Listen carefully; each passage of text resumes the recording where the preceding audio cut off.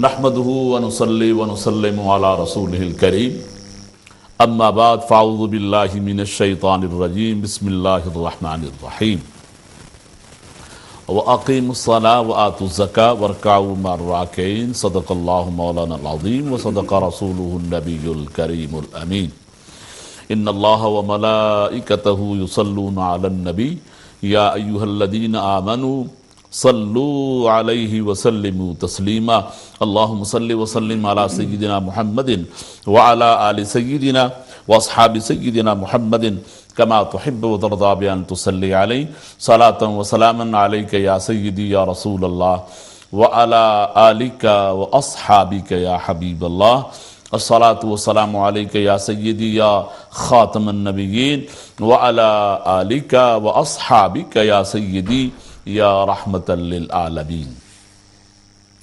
अल्लाह ताला की हम्दो सना और हम सब के आका महबूब कायनात महबूब रब्बिल आलमीन सय्यदुल अंबिया वल मुरसलीन जनाबी मुहम्मद मुस्तफ़ा सल्लल्लाहु ताला अलैहि वसल्लम की बारगाह अक़दस में हदिया दुरूद व सलाम अर्ज़ करने के बाद मोहतरम नाज़रीन व सामीन अस्सलामु अलैकुम व रहमतुल्लाहि व बरकातुहू। आप अहबाब की खिदमत में हफ्तावार प्रोग्राम फ़ैज़ान शरिया लेकर हाज़िर खिदमत हूँ और आज का जो हमारा टॉपिक है बड़ा खूबसूरत टॉपिक है। आप सुनेंगे तो यकीनन आपकी मालूमात में काफ़ी इजाफ़ा होगा और इंशाअल्लाह आज की बात आपकी नज़र में ये जो चीज़ हमें आपको बताने जा रहे हैं उसकी अहमियत आप सुनेंगे तो इंशाअल्लाह आप इस तरफ खुसूसी तवज्जो करेंगे। नज़रीन किराम, अल्लाह ताला ने अपनी मखलूक पर जब रहम किया, अपनी मखलूक को जब प्यार आया तो उनकी हदायत के लिए अंबिया व मुरसलीन को भेजा और ये सिलसिला चलते चलते इमामुल अंबिया सल्लल्लाहु ताला अलैहि वसल्लम की ज़ात तक पहुँचा। अब इमामुल अंबिया सल्लल्लाहु अलैहि वसल्लम आखिरी अल्लाह के नबी ख़ातमुन नबिय्यीन, हुजूर के बाद कोई नबी क़यामत तक कोई नहीं आएगा, लेकिन अल्लाह की मखलूक की रहनुमाई के लिए उनकी रुश्त व हदायत के लिए कुछ सिलसिला तो चलना था। तो इमामुल अंबिया सल्लल्लाहु अलैहि वसल्लम ने अपनी उम्मत के उलमा को जो मकाम व मर्तबा दिया उससे सुनकर दिल बहुत खुश होता है। हुजूर ने जिनको महराब व मिंबर का वारिस कहा वो उलमाए मिल्लत इस्लामी हैं, उलमाए हक्का हैं और उलमा भी वो जिनके सीनों में रसूलुल्लाह सल्लल्लाहु ताला अलैहि वसल्लम की मोहब्बत और हुजूर की एहतराम दिलों में बसती है। हम उलमाए कराम को सलूट भी करते हैं, उनको प्यार भी करते हैं। उन्हीं उलमाए रब्बानीयीन में से मेरे इस प्रोग्राम में फ़ैज़ान शरिया में दो नामवर शख्सियात अल्हम्दुलिल्लाह यहाँ पे तशरीफ़ लाते हैं और जो बात कहते हैं उस पर अमल भी करते हैं और अल्हम्दुलिल्लाह फिर हमें बताते भी हैं। हमारे पहले मेहमान फ़ैज़ान शरिया के मुस्तकिल मेहमान हज़रत अल्लामा हाफ़िज़ कुरान भी हैं माशाअल्लाह और अल्लाह पाक ने बहुत सारे उलूम से नवाजा। मेरी से मुराद आलमी बामल हज़रत अल्लामा मौलाना मोहम्मद यूनुस मिसबाही क़िबला इस प्रोग्राम की ज़ीनत बने। मैं आपको आज के प्रोग्राम में वेलकम करूँगा। अस्सलामु अलैकुम व रहमतुल्लाहि व बरकातुहू। बहुत शुक्रिया हज़रत आपकी तशरीफ़ आवरी का। हज़रत के साथ हमारे दूसरे मेहमान जिनको माशाअल्लाह आप फ्रेंड्स ऑफ अल्लाह में भी देखते हैं, फ़ैज़ान शरिया में भी और मुख्तलिफ हमारी जो सीरीज़ होती हैं उसमें आपको दोनों मेहमानों को देखते हैं।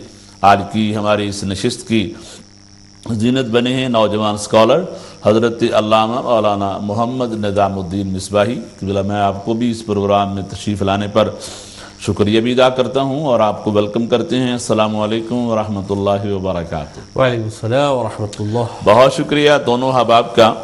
नाज़रीन किराम, आज का जो हमारा टॉपिक है और हमारे इन जो टॉपिक की जो खूबसूरती है उसका राज यही है कि अल्हम्दुलिल्लाह हमारी पूरी टीम बिहाइंड द कैमरा हो या ऑन कैमरे आपको जो है और नज़र आते हैं। अल्हम्दुलिल्लाह पूरा बाकायदा एक हमारा एक प्रोग्राम तरतीब दिया जाता है, उस पर डिस्कस की जाती है और फिर उसके बाद हम ये टॉपिक जो है आप तक लेके आते हैं। तो अहबाब नज़र, आज का हमारा जो टॉपिक है एक ख़ास एक चीज़ की तरफ जिसको बाद लोग बहुत लाइट लेके छोड़ देते हैं, लेकिन उसकी फजीलत जो उसका सवाब उसका जो अजर है अगर उन्हें वो पता चल जाए तो मेरे ख्याल में कभी भी आज के बाद इस चीज़ को वो न छोड़ेंगे न मिस करेंगे। वो है کہ نماز سنت جو ہے، نماز یعنی سنت اس کی اہمیت اور اس کی فضیلت، کہ یہ کتنے امپورٹنس ہیں اور اس کے کتنے بینیفٹس ہیں، آج اس پر بات ہوگی۔ ہم دیکھتے ہیں کہ احباب آتے ہیں اور جیسے ہی امام صاحب نے سلام پھیرا، دعا تو بڑی دور کی بات رہی، کلمہ تو پڑھنا بڑی دور کی بات رہی، بس اسی لمحے جیسے امام نے کہا السلام علیکم ورحمۃ اللہ، بعد دیکھا وہ سلام بھی پورا نہیں ہوتا اور اٹھ کے کھڑے ہو کے چلے جاتے ہیں۔ تو نماز جو سنتیں ہیں وہ نہیں لوگ پڑھتے، ایسے چلے جاتے ہیں، میرے کام کا مسئلہ نہیں، فلاں ہے فلاں سے کچھ، اور کچھ تو ہے وہ کہتے ہیں جی نہ پڑھی تو کیا ہے، نہیں سنت کچھ ضروری ہے۔ آج ہم اس پر بات کریں گے کہ سنت نمازوں کو چھوڑنے کے لیے جو وعید ہے وہ بھی انشاءاللہ آپ کو بیان کریں گے، اور اس کی جو فضیلت اہمیت ہے اس کے حوالے سے بھی انشاءاللہ ہم بات کریں گے۔ آپ کے لیے یہ میدان موجود ہیں، آپ لوگ لائیو کال کے ذریعے ضرور اس پروگرام میں شامل ہو جائیے گا، اور آپ لوگوں کے جو فیڈ بیک ہمیں ملتی ہے بہت خوشی ہوتی ہے، آپ بہت پسند کرتے ہیں کہ اس طرح کے آپ ٹاپک لے کے آتے ہیں جو کہ ہماری معلومات میں اضافہ کرتے ہیں۔ یہ اسلام کے بنیادی مسائل ہیں، پہلے ہمیں وہ تو سیکھ لے، ہمیں وہ آتے تو نہیں ہیں لیکن ہم بڑے بڑے جھگڑوں میں ان چیزوں میں چلے جاتے ہیں۔ پہلا یہ کام ہے کہ ہم حید مسلم ہونے کے ان مسائل پر، ان بنیادی مسائل کا ہمیں علم ہے، اگر ہے پھر تو اللہ کا بڑا فضل ہے، نہیں ہے تو پھر آپ کو سیکھنا چاہیے۔ میں چلوں گا حضرت علامہ مولانا محمد یونس مصباحی قبلہ کی طرف، آپ سے گزارش کروں گا آج کا جو ہمارا ٹاپک ہے اس پر آپ گفتگو فرمائیں گے، اور اس کے بعد علامہ نظام الدین صاحب کی طرف چلوں گا۔ خاص کر کے جو نماز جمعۃ المبارک کی نماز ہے اس کے بعد کافی احباب جو ہیں وہ ایسے دوڑ جاتے ہیں، سنتے نہیں، پڑھتے، دعا بھی نہیں، نفل بھی نہیں، کچھ نہیں، تو کیا ان کی جمعے کی نماز مکمل ہو جائے گی یا انہیں ثواب مل جائے گا، یا وہ سنتیں چھوڑنے پر کچھ اللہ کی طرف سے یا رسول پاک صلی اللہ علیہ وسلم کی احادیث موجود ہیں کہ ایسا جو سنت ترک سنت کرتے ہیں ان کے بارے میں رسول عربی صلی اللہ علیہ وسلم کا کیا فرمان ہے؟ بسم اللہ۔ بسم اللہ الرحمن الرحیم، نحمدہ ونصلی علی رسولہ الکریم وعلی آلہ واصحابہ اجمعین، اما بعد، فاعوذ باللہ من الشیطان الرجیم، بسم اللہ الرحمن الرحیم، لقد کان لکم فی رسول اللہ اسوۃ حسنہ، صدق اللہ مولانا العظیم۔ قاری صاحب اللہ، میں آپ کا شکر گزار ہوں، ماں چینل کے منتظمین کا بھی کہ آپ نے فیضان شریعت پروگرام میں مجھے معروضات پیش کرنے کا موقع عنایت کیا۔ اللہ تعالیٰ مجھے حق کہنے، سب کو حق سننے، اس پر عمل کی توفیق عطا فرمائے، آمین۔ سنت کے معنی طریقے کے ہوتا ہے، جی، راستے کے ہوتا ہے، اور شریعت کی اصطلاح میں وہ راستہ جو سرور عالم صلی اللہ تعالیٰ علیہ وسلم نے ہم لوگوں کے لیے منتخب فرمایا ہے۔ سبحان، کہ حضور کے عمل تو بہت ہیں لیکن جو ہمارے لیے منتخب ہے اس کو سنت کہا جاتا ہے، سبحان سبحان، جس پہ عمل بھی ہو سکتا ہو۔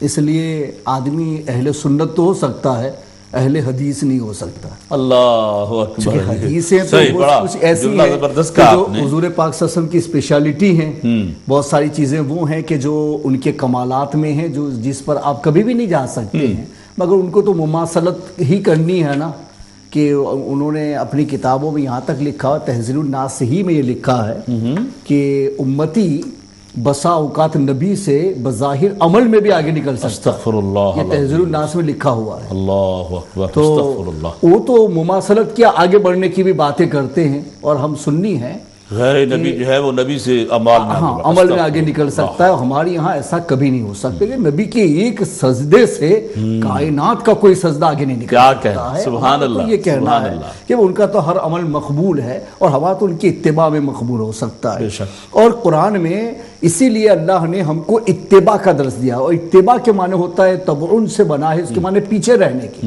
یعنی نبی آگے رہیں گے اور آپ کو پیچھے چلنا، آگے ہونے کا سوال ہی کہاں۔ نبی آگے رہیں گے اور آپ کو پیچھے چلنا، نبی آپ کے امام ہوں گے، آپ ان کے مقتدی ہوں گے، وہ آپ کے مقتدا ہوں گے، اور آپ کو ان کی قیادت میں چلنا ہے۔ یہی قرآن نے درس دیا ہے، اور ہمارے علماء نے ہمیشہ اس بات کا لحاظ کیا ہے، اس لیے ہم لوگوں نے اپنا نام جو ایک مسلکن منتخب کیا ہے، ہم ان علماء پہ قربان کہ جنہوں نے نام رکھتے وقت بھی اس کا خیال کیا ہے کہ کہیں مماثلت کی بات نہ آ جائے، ہم اہل سنت کہہ دیں تو مماثلت کی بات نہ آ جائے، تو انہوں نے کہا کہ ہم اہل حدیث نہیں بولیں گے، اہل سنت بولیں گے، کہ سنت تو وہ راستہ ہے جو حضور نے ہمارے چلنے کے لیے منتخب فرمایا، امتیوں کے چلنے کے لیے منتخب فرمایا۔ وہ تو جواب وہ دیں گے جو اپنے آپ کو اہل حدیث کہتے ہیں، ہم تو اہل سنت ہے کہ جو انتخاب ہمارا ہے اسی پہ ہم لوگ چلتے ہیں اور چلنے کی کوشش کرتے ہیں۔ اور امام صاحب نے کہا نا کہ اہل سنت کا ہے بیڑا پار، اصحاب حضور، سبحان اللہ۔ اور قرآن پاک نے کیا کہا؟ لَقَدْ كَانَ لَكُمْ فِي رَسُولِ اللَّهِ أُسْوَةٌ حَسَنَةٌ، کہ اللہ کے رسول صلی اللہ علیہ وسلم کی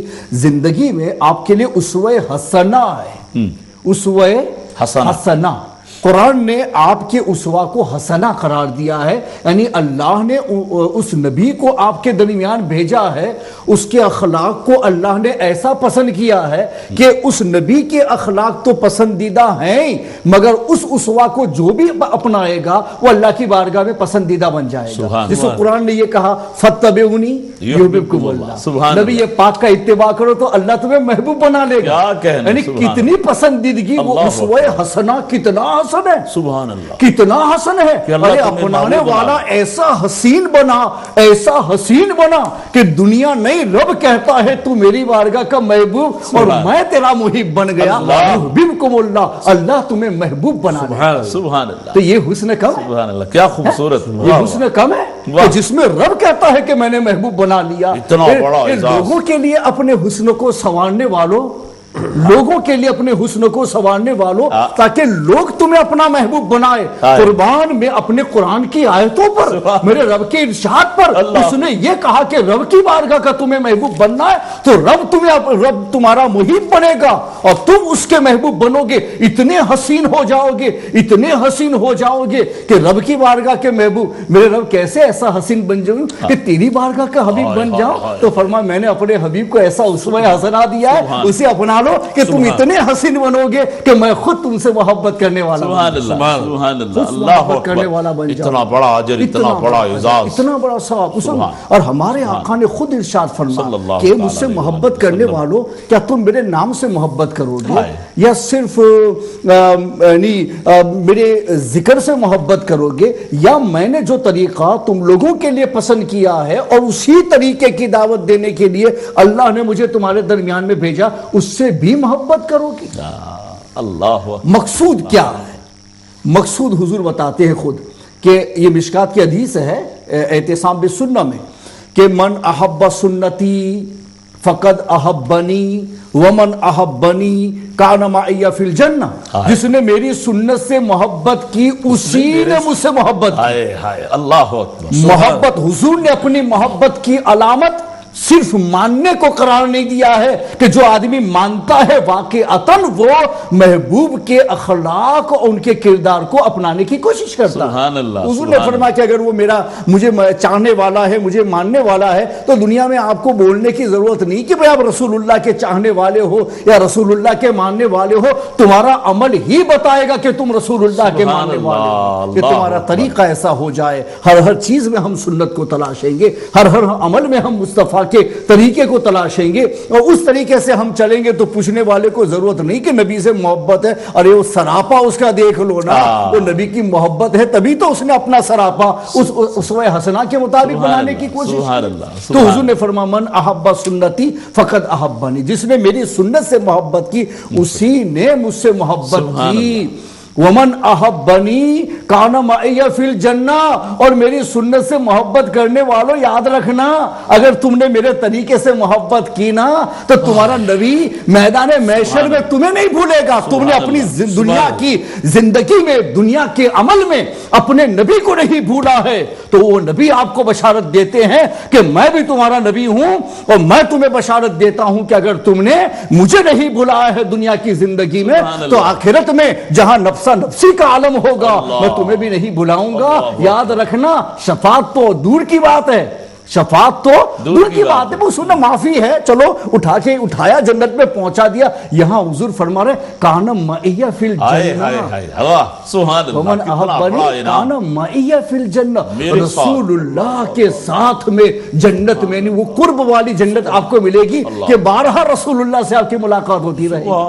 सुभान अल्लाह, इतना बड़ा दर्जा है। और आज हम लोग सुन्नतें छोड़ रहे हैं। अरे भाई फतवा पूछो, सुन्नतों का सवाब मालूम करो, अमल करने के लिए बजाय उसके मौलवी को पूछते मौलाना साहब ये वाजिब है कि सुन्नत है, अगर कह दो कि सुन्नत तो कहते चलो रास्ता मिल गया, रास्ता मिल गया। मगर हम यही बताना चाहते भाई सुन्नतों पर अमल के लिए आप ये मत देखो कि सुन्नत का जो एक हुक्म है, फिqही हुक्म क्या है, वो अपनी जगह पर है, लेकिन सुन्नत के छोड़ने पर आप लॉस कितना करते हैं, गुज़श्ता भी हमने आपको बताया सवाब, हाँ कि सवाब कितना आप छोड़ रहे हैं, उसमें आपने कितना अजर बताया था। अगर उस पर हमारी तवज्जो हो जाए ना तो अल्हम्दुलिल्लाह हम दौड़ के जाएंगे, सुन्नत को छोड़ेंगे नहीं। मैं सिर्फ आवाम को दिमाग से नहीं नजदीक करने के लिए सिर्फ बताना चाहता हूं कि जितने भी नवाफिल हैं, इवन के वो नवाफिल शबे कदर में पढ़े जाएं, इवन के वो नवाफिल शबे कदर में पढ़े जाएं, मगर नवाफिल इंसान की अपनी चॉइस होती है। हजरत मुजद्दिद अल-फ़सानी रहमतुल्लाह ताला अलैह ने मकतूबात में यह तहरीर फरमाया है कि कोई आदमी 1000 रकात नफल नमाज पढ़े और एक दूसरा आदमी है कि जो सुन्नत की पाबंदी में 2 रकात सुन्नत पढ़े, अब दोनों में फजीलत किसकी ज्यादा है? दोनों में फजीलत किसकी ज्यादा है? आप फरमाते हैं 2 रकात सुन्नत वाले की फजीलत ज्यादा है, इसलिए कि 1000 नफल है जो अपनी चॉइस से पढ़ी गई है, 2 रकात सुन्नत है जो रसूलुल्लाह की चॉइस पे पढ़ी गई है। और हमारी अपनी चॉइस हुजूर की चॉइस के बराबर कभी नहीं हो सकती है। तो कोई भी नफल हो, अरे भाई शबे कदर में कोई आदमी नफल पढ़ेगा, चलो तो आपने समझा उसका दर्जा बड़ा ऊंचा है, तो शबे कदर में क्या फर्ज नमाजें नहीं आती हैं? शबे कदर में क्या सुन्नत नमाजें नहीं आती है? सब आ रही है, सब हम पढ़ते हैं, तो वो भी दर्जे में इतनी ऊंची हो जाती है। नवाफिल कभी भी सुनन के बराबर नहीं होते हैं, सुनन कभी वाजिबात के बराबर नहीं होते हैं, वाजिबात कभी फराइज के बराबर नहीं होते हैं। और फर्ज का दर्जा इतना है कि अहादीस में जहां जहां भी जो कुछ नवाफिल के सिलसिले में, सुनन के सिलसिले में, वाजिबात के सिलसिले में लिखा गया है, वो तमाम का तमाम सवाब एक महदूद हद तक है। और फराइज के सवाब की जहां तक बात है तो हमारे आका ने खुद हदीस कुदसी से यह फरमाया है कि अल्लाह ने फरमाया कि मैं अपने बंदे को सबसे ज्यादा अपना कुर्ब फराइज के साथ अता फरमाता हूं। तो फर्ज जैसा कुर्ब कभी नहीं मिलता है। तो फर्ज की पाबंदी, फिर वाजिबात की, फिर सुन्नतों की, और उसके बाद आपकी चॉइस की है नवाफिल चाहे जितना पढ़िए, मगर रसूलुल्लाह से मोहब्बत है तो सुन्नतों से मोहब्बत करना सीखिए। यही हमारी अहले सुन्नत होने की पहचान होगी। अहले सुन्नत हो और सुन्नत छोड़ दो, फिर अपनी पहचान कैसे कायम करो? बहुत खूब, बहुत खूब, माशाअल्लाह। नज़रीन किराम, आपने लामा साहब की पुरनूर भरी गुफ्तगू आप लोगों ने समाअत फरमाई। बहुत आसान तरीका है आपके समझाने का।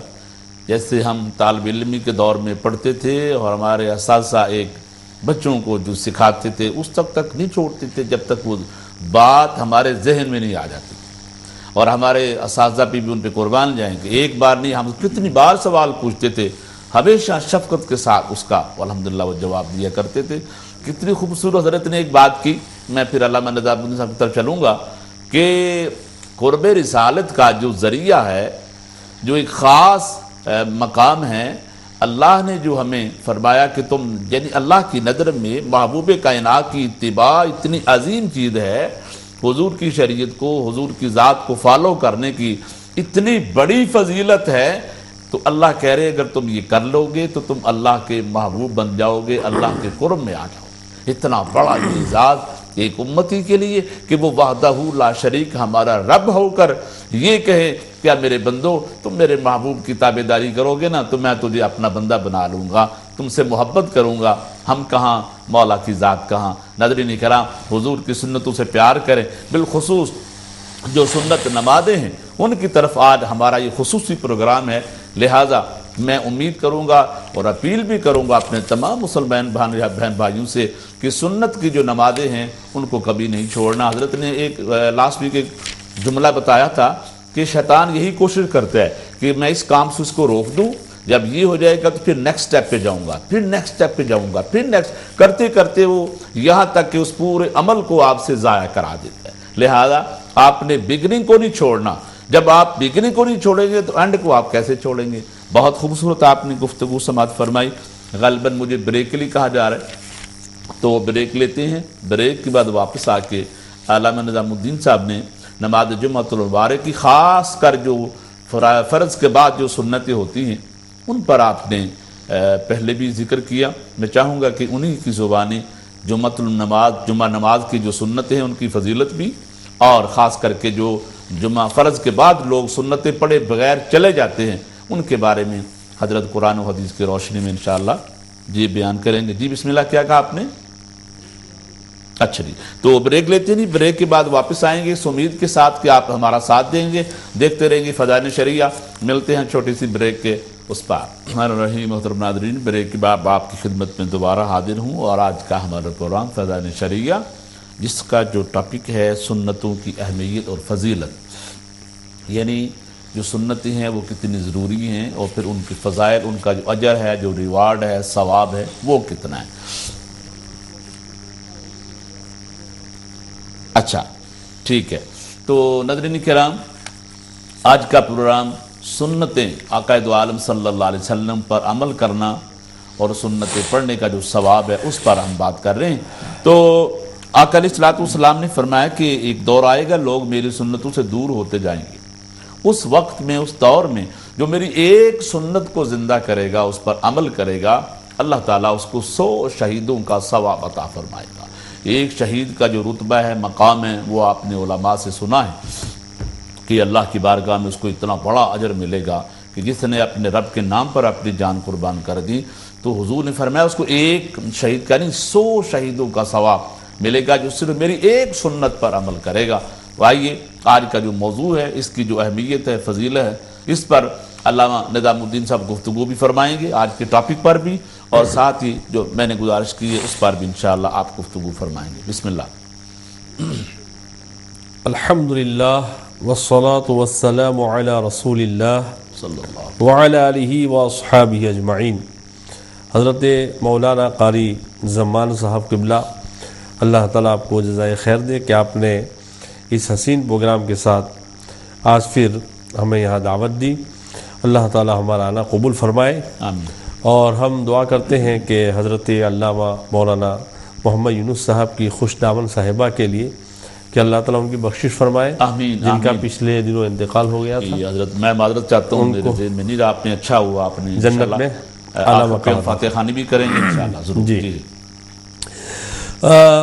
جس حدیث پاک سے علامہ محمد یونس صاحب نے شروع کیا، میں اسی سے شروع کرنا چاہتا ہوں، اور اس میں ایک مقصد ہے۔ جی، مقصد یہ ہے کہ یہ مبلغین جو ہے نا، دعوت والے، جی، وہ خالی حدیث کا اتنا ہی ٹکڑا پڑھتے ہیں، من احب سنتی فقد احبنی ومن احبنی کان معی فی الجنہ۔ پوری حدیث نہیں سناتے، پوری حدیث میں سنانا چاہتا ہوں۔ پوری حدیث سنائیں گے نا تو یہ 2 دعوتیں ایک دعوت ہو جائے گی۔ سبحان اللہ۔ سنیے پوری حدیث۔ امام ترمذی نے اس کی تخریج کی ہے۔ حضرت انس رضی اللہ تعالیٰ کہتے ہیں کہ نبی پاک صلی اللہ علیہ وسلم مجھ سے فرمایا، یا بنیا، جی، اے پیارے بیٹے، ان قدرت ان تصبح و تمسی، اگر تجھ سے ہو سکے تو یہ کر، یعنی تو کر، سبحان اللہ، اس طرح صبح کر، اس طرح شام کر، کہ وَلَيْسَ فِي قَلْبِكَ غِشٌّ لِأَحَدٍ، کہ تیرے دل میں کسی کا بھی کینہ نہ ہو۔ اللہ، اللہ اکبر، اللہ اکبر۔ فَفْعَلْ، پھر فرمایا کر ایسا۔ اب آگے فرمایا ثم قال یا بنی ذالک من سنتی، سبحان اللہ، یہ میری سنت ہے۔ سبحان، پھر فرمایا کہ ومن احب سنتی فقد احبنی ومن احبنی کان معی فی الجنہ، کہ یہ میری سنت ہے، اور جس نے میری سنت سے محبت کی اس نے مجھ سے محبت کی، اور جس نے مجھ سے محبت کی وہ میرے ساتھ جنت میں ہوگا۔ کتنا بڑا علامہ صاحب یہ خوبصورت آپ نے حضور کا یہ کلمات ارشاد فرمائے۔ آپ کی طرف آتا ہوں، ہمارے ساتھ محترم ڈبلیو خان صاحب ہیں، اہل بری سے، آپ کو ویلکم کرتے ہیں فضائل شریعہ میں۔ السلام علیکم ورحمۃ اللہ۔ وعلیکم السلام ورحمۃ اللہ وبرکاتہ. قادری صاحب سب سے پہلے آپ اور دونوں بھائی علماء مصباحی صاحبان کو مدبان السلام. وعلیکم السلام. آپ کی اجازت سے اس اہم موضوعات متعلق مختصراً 4-3 تحقیقی سوالات. اور یہ بہت اہم موضوعات ہیں ان بنیادی اسلامی مسائل کے بارے میں. پہلا سوال قرآن مجید فرقان سورۃ بقرہ آیا 62، سورۃ المائدہ آیا 69 اور سورۃ الحج آیا 17. اعوذ باللہ من الشیطان الرجیم. بسم اللہ الرحمن الرحیم. الذین آمنوا والذین هادوا والصابئین والنصارى والمجوس والذین اشرکوا ان اللہ یفصل بینہم یوم القیامۃ ان اللہ علی کل شیء شہید. صدق اللہ العظیم. اب یہ عام علم ہے قاری صاحب کہ نصارہ یہود و مجوسی کون تھے اور کون ہے، لیکن یہ صابئون کون تھے؟ کیا موجودہ دور حاضر میں کسی مڈل ایسٹ ملک میں کوئی صابئون حیات ہے؟ کس پیغمبر کے ماننے والے تھے صابئون؟ اور کیا نبی پاک علیہ السلام سے پہلے یہ لوگ نماز 5 وقت پڑھتے تھے؟ اس پر ابن الندیم نے فرحت، سترانی نے ٹریٹ آن ٹیکسٹ اور مرسودی کتاب مروج الذہابی اور ابن حزم الاندلسی الظہری نے کتاب الفصال الملال والنحال the separate میں کچھ کلام کیا ہے، لیکن مدلل بیان نہیں. تو کیا نبی پاک علیہ السلام کو مدینہ ہجرت سے پہلے صابئون مکہ یا مدینہ میں 5 وقت نماز پڑھتے تھے یا نہیں؟ کیا صابئون سنت پڑھتے تھے؟ دوسرا سوال، فرض نماز تو بے شک 5 ہے قاری صاحب جی، فجر، ظہر، عصر، مغرب، عشاء، اور صدیوں بعد کے احادیث اور سنی فقہ کتابوں سے بے شمار ثابت. لیکن پہلے صدی ہجری سے کیا دلائل ہے کہ ظہر کو عصر سے اکٹھا نہیں پڑھ سکے؟ کیا کوئی صحیح احادیث ہے جہاں نبی پاک علیہ السلام نے خود فرمایا تھا خود کہ ان سبھی 5 کو 5 مختلف وقت پڑھنا ہے، 3 مختلف اوقات پر نہیں؟ What evidence from 1st century Hijri so the Prophet peace upon him himself stated that afternoon Asr prayer cannot be combined with noon prayer Zuhr یا مغرب کو عشاء کے سمجھ کی بات نہیں پڑھ سکے؟ کیوں نہیں اس اکٹھا پڑھ جا سکتے؟ اس کے پیچھے کیا حکمت؟ چونکہ قاری صاحب اسلام اور صلاۃ تو صرف عربوں کے لیے نہیں بلکہ ہر زمانے کے ہر قوم مومنین کے لیے ہے. ویسے تو ہر نماز کو ایگزیکٹلی اپنے وقت پر ادا کرنا چاہیے سنتوں کے ساتھ، لیکن یہاں یورپ مغرب میں جو کام کرتے ہیں اس کو دونوں ظہر اور عصر پڑھنے میں مشکلات پیش آتے ہیں، کیونکہ کام سے اکثر غیر مسلم مالک امپلائز فرصت نہیں دیتا، مسلم ملازم کو کافی بار بریک نہیں ملتا. تو کیا اسی حال میں سزا ادا کرنا بہتر یا دونوں ملا کر پڑھنا بہتر؟ کون سا صورتحال بہتر ہو گیا؟ کیا سزا سنت کے فضیلت زیادہ ہے یا اپنے وقت کے نوافل کا؟ سورت سزا کے فضائل مطابق سب سے پہلے کس عالم فقہا نے کلام کیا تھا؟ صحابہ کرام رضوان اللہ عنہم نے سنت پر کیوں کلام نہیں کیا؟ اور نبی پاک علیہ السلام نے کیا مستحب نوافل اور سنت نمازوں کے درمیان فضیلت پر بتایا تھا؟ تیسرا آخر سوال، مرد کے لیے مسجد میں جماعت کے ساتھ نماز پڑھنا اکیلے سے 27 گنا زیادہ افضل ہے. اس کے پیچھے کیا حکمت جبکہ خواتین کے لیے اکیلے نماز بہتر ہے؟ کیا خواتین کے بھی کوئی خاتون امام ہو سکتا ہے گھر میں؟ ٹھیک. Can a female lead female worshippers in their own home?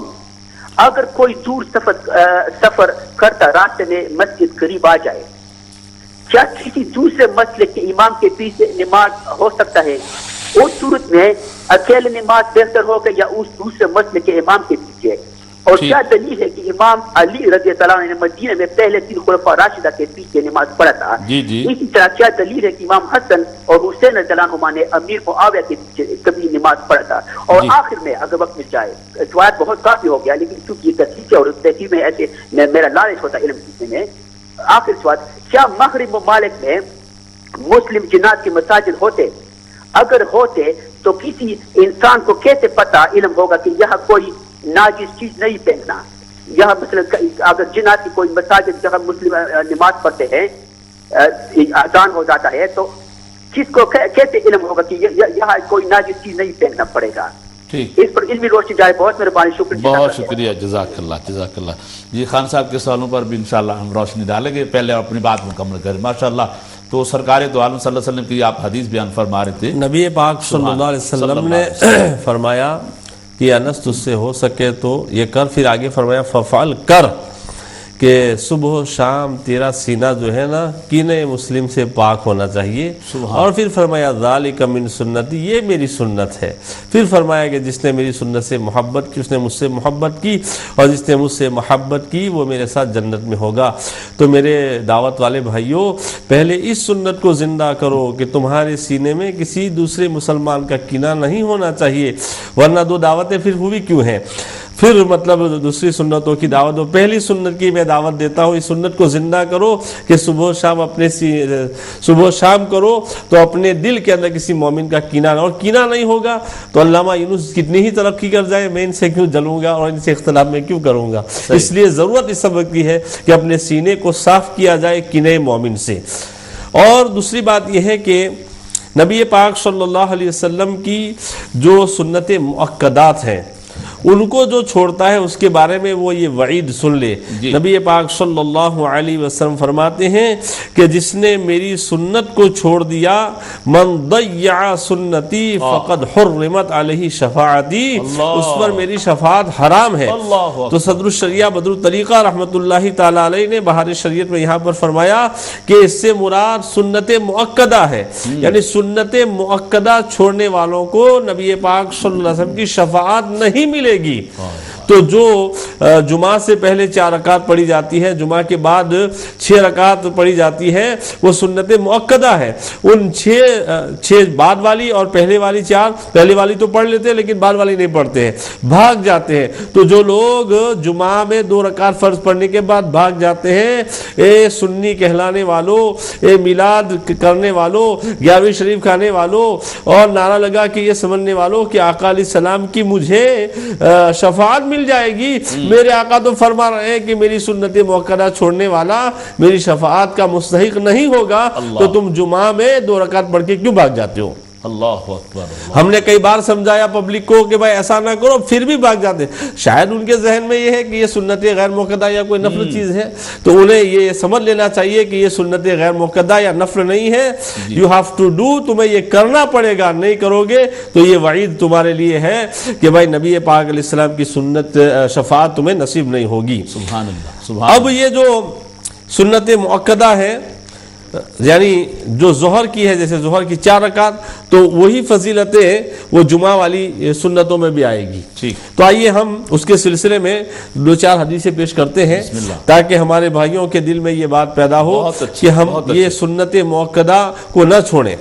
نبی پاک صلی اللہ تعالی علیہ وسلم ارشاد فرماتے ہیں کہ 4 قبل الظہر لیس فیہن تسلیم تفتح لہن ابواب السماء.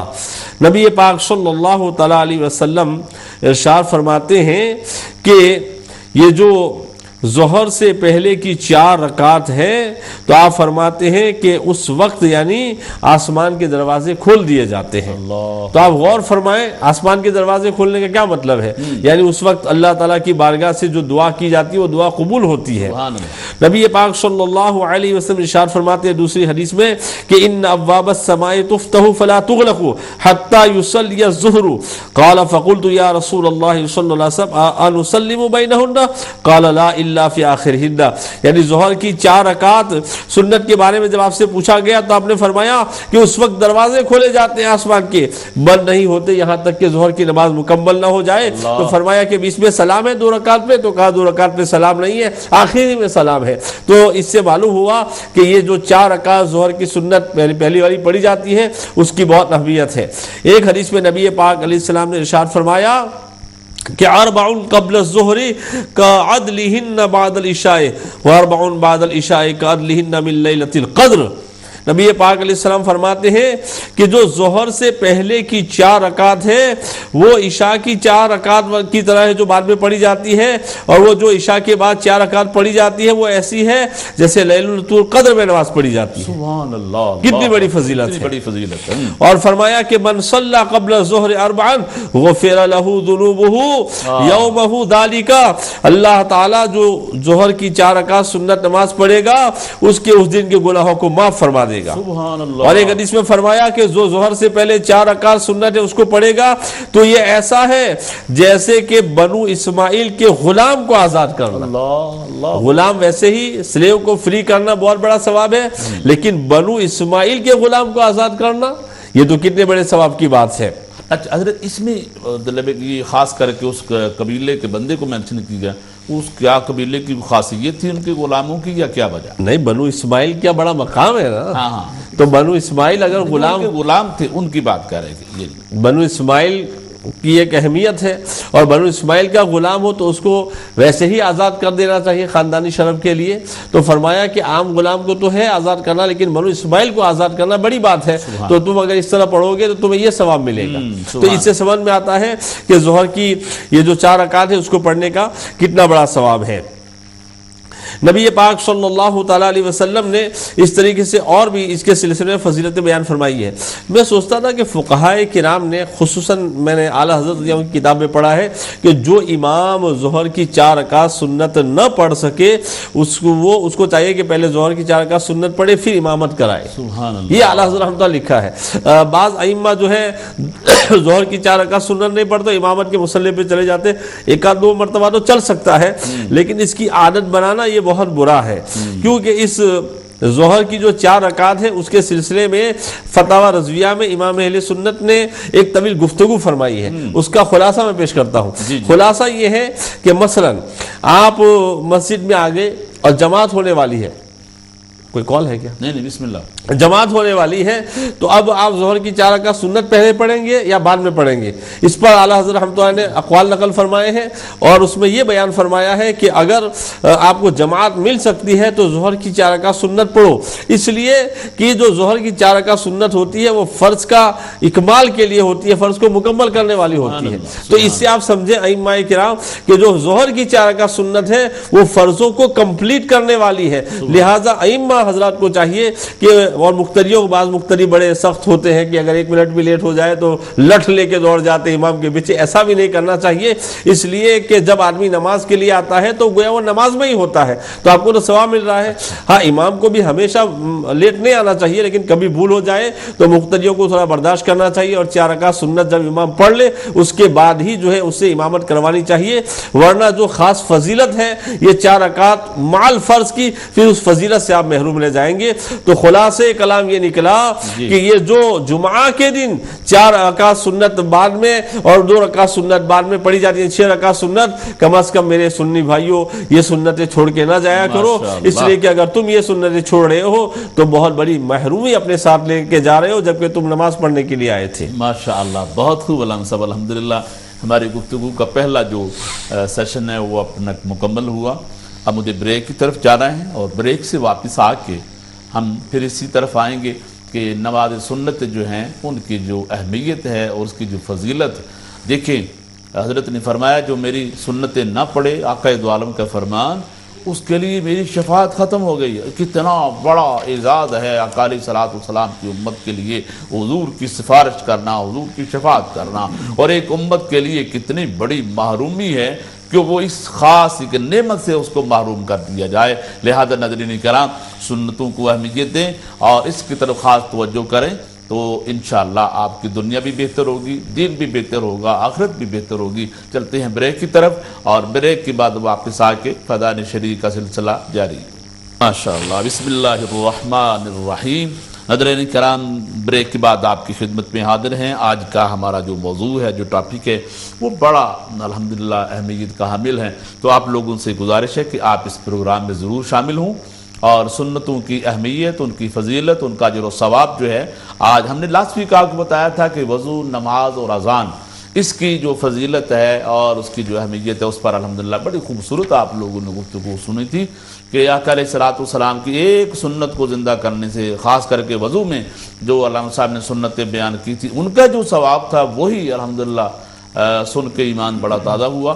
آج ہم نے جو سنت نمازیں ہیں ان کی جو فضیلت اہمیت ہے اس پر ہم گفتگو کر رہے ہیں، اور ان کو چھوڑنے پر جو وعید ہے وہ آپ نے علامہ نظام الدین صاحب سے سماعت فرمائی کہ آقا دو عالم صلی اللہ علیہ وسلم نے فرمایا جس نے جان بوجھ کر میری سنتوں کو چھوڑ دیا گویا وہ میری شفاعت سے محروم ہو گیا۔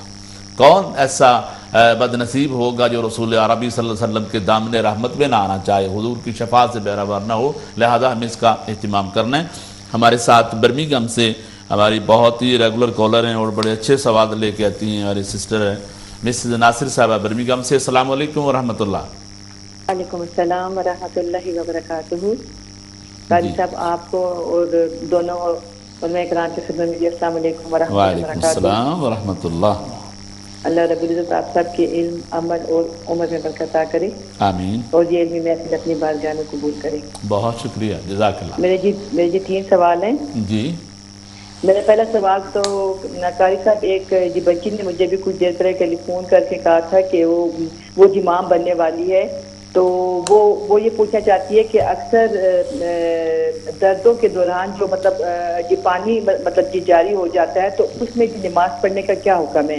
یہ جی آیا پانی جی ناپاک ہے کہ پاک ہے، اس کا کیا شرعی حکم ہے؟ جی. اور کیونکہ سم ٹائم تو 2 دن بھی لگ جاتے ہیں ایسی مطلب حالت میں عورت کو، صحیح. تو کیا اس کو جی نمازیں قضا کرنے کا مطلب حکم ہوگا کہ نہیں، اسی حالت میں بھی وہ جی نماز پڑھ سکتی ہے؟ جی ٹھیک ہے. اور آپ سب سے درخواست ہے کہ ان کے لیے مطلب دعا بھی فرما دیں کہ اللہ رب العزت ان کو ماں بننے کے شرف سے نوازے، صحت و عافیت کے ساتھ. انشاءاللہ ضرور دعا کریں گے ان کے لیے. اور جی میرا دوسرا سوال یہ ہے کہ اکثر ہمارے بھائیوں کو جو جمعہ مبارک کی سنتیں ہیں تو اس میں بڑی جی کنفیوژن ہوتی ہے کہ انہیں ظہر کی نیت کے ساتھ پڑھیں یا جی جمعے کی نیت کے ساتھ جی پڑھیں، جی. تو اس کی بھی ذرا وضاحت فرما دیں. اور میرا آخری سوال یہ ہے کہ مسافر کو دوران سفر فرائض میں قصر کرنے کا حکم ہے، لیکن کچھ لوگ مطلقاً سنتوں کو بھی چھوڑ دیتے ہیں، تو اس کی بھی ذرا وضاحت فرما دیں. ٹھیک ہے، بہت شکریہ. جزاک اللہ بہت خیر. شکریہ، جزاک اللہ. اللہ تعالیٰ آپ کو جزائے خیر عطا فرمائے. جی علامہ صاحب ماشاءاللہ ہم اپنے ٹاپک کی طرف بھی آئیں گے اور ساتھ ساتھ جو سوالات آتے ہیں ان پر بھی تھوڑی گفتگو کر لیتے ہیں. محترم خان صاحب نے ڈبلیو خان صاحب نے سوال کیا تھا کہ 5 نمازیں جو ہے یہ پڑھنے کا سلسلہ مکہ مکرمہ میں شروع ہوا یا مدینہ منورہ میں ہوا، یہ بھی آپ دیکھیں معراج کے بعد میں نماز کی فرضیت جو ہے ظاہر سی بات ہے، تو وہ تو معراج تو مکہ مکہ میں شریف ہوئی ہے. جی جی. مگر وہ آخری یعنی جو سال تھے جی اس میں ہوئی تقریباً سن ہجری 9 10 11 کا کچھ فرق ہے اس میں. جی جی. تو 9 یا 10 کو ہوئی ہے.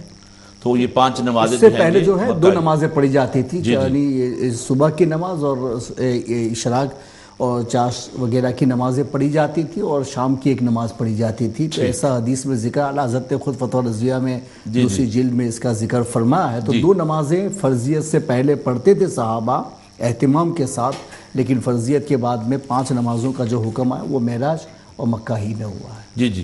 اور حضرت ان کا دوسرا سوال تھا علامہ نظام الدین صاحب کہ یورپ اور یو کے میں جو مسلمان کام کرتے ہیں بالخصوص جمعۃ المبارک کے دن وہ آتے ہیں.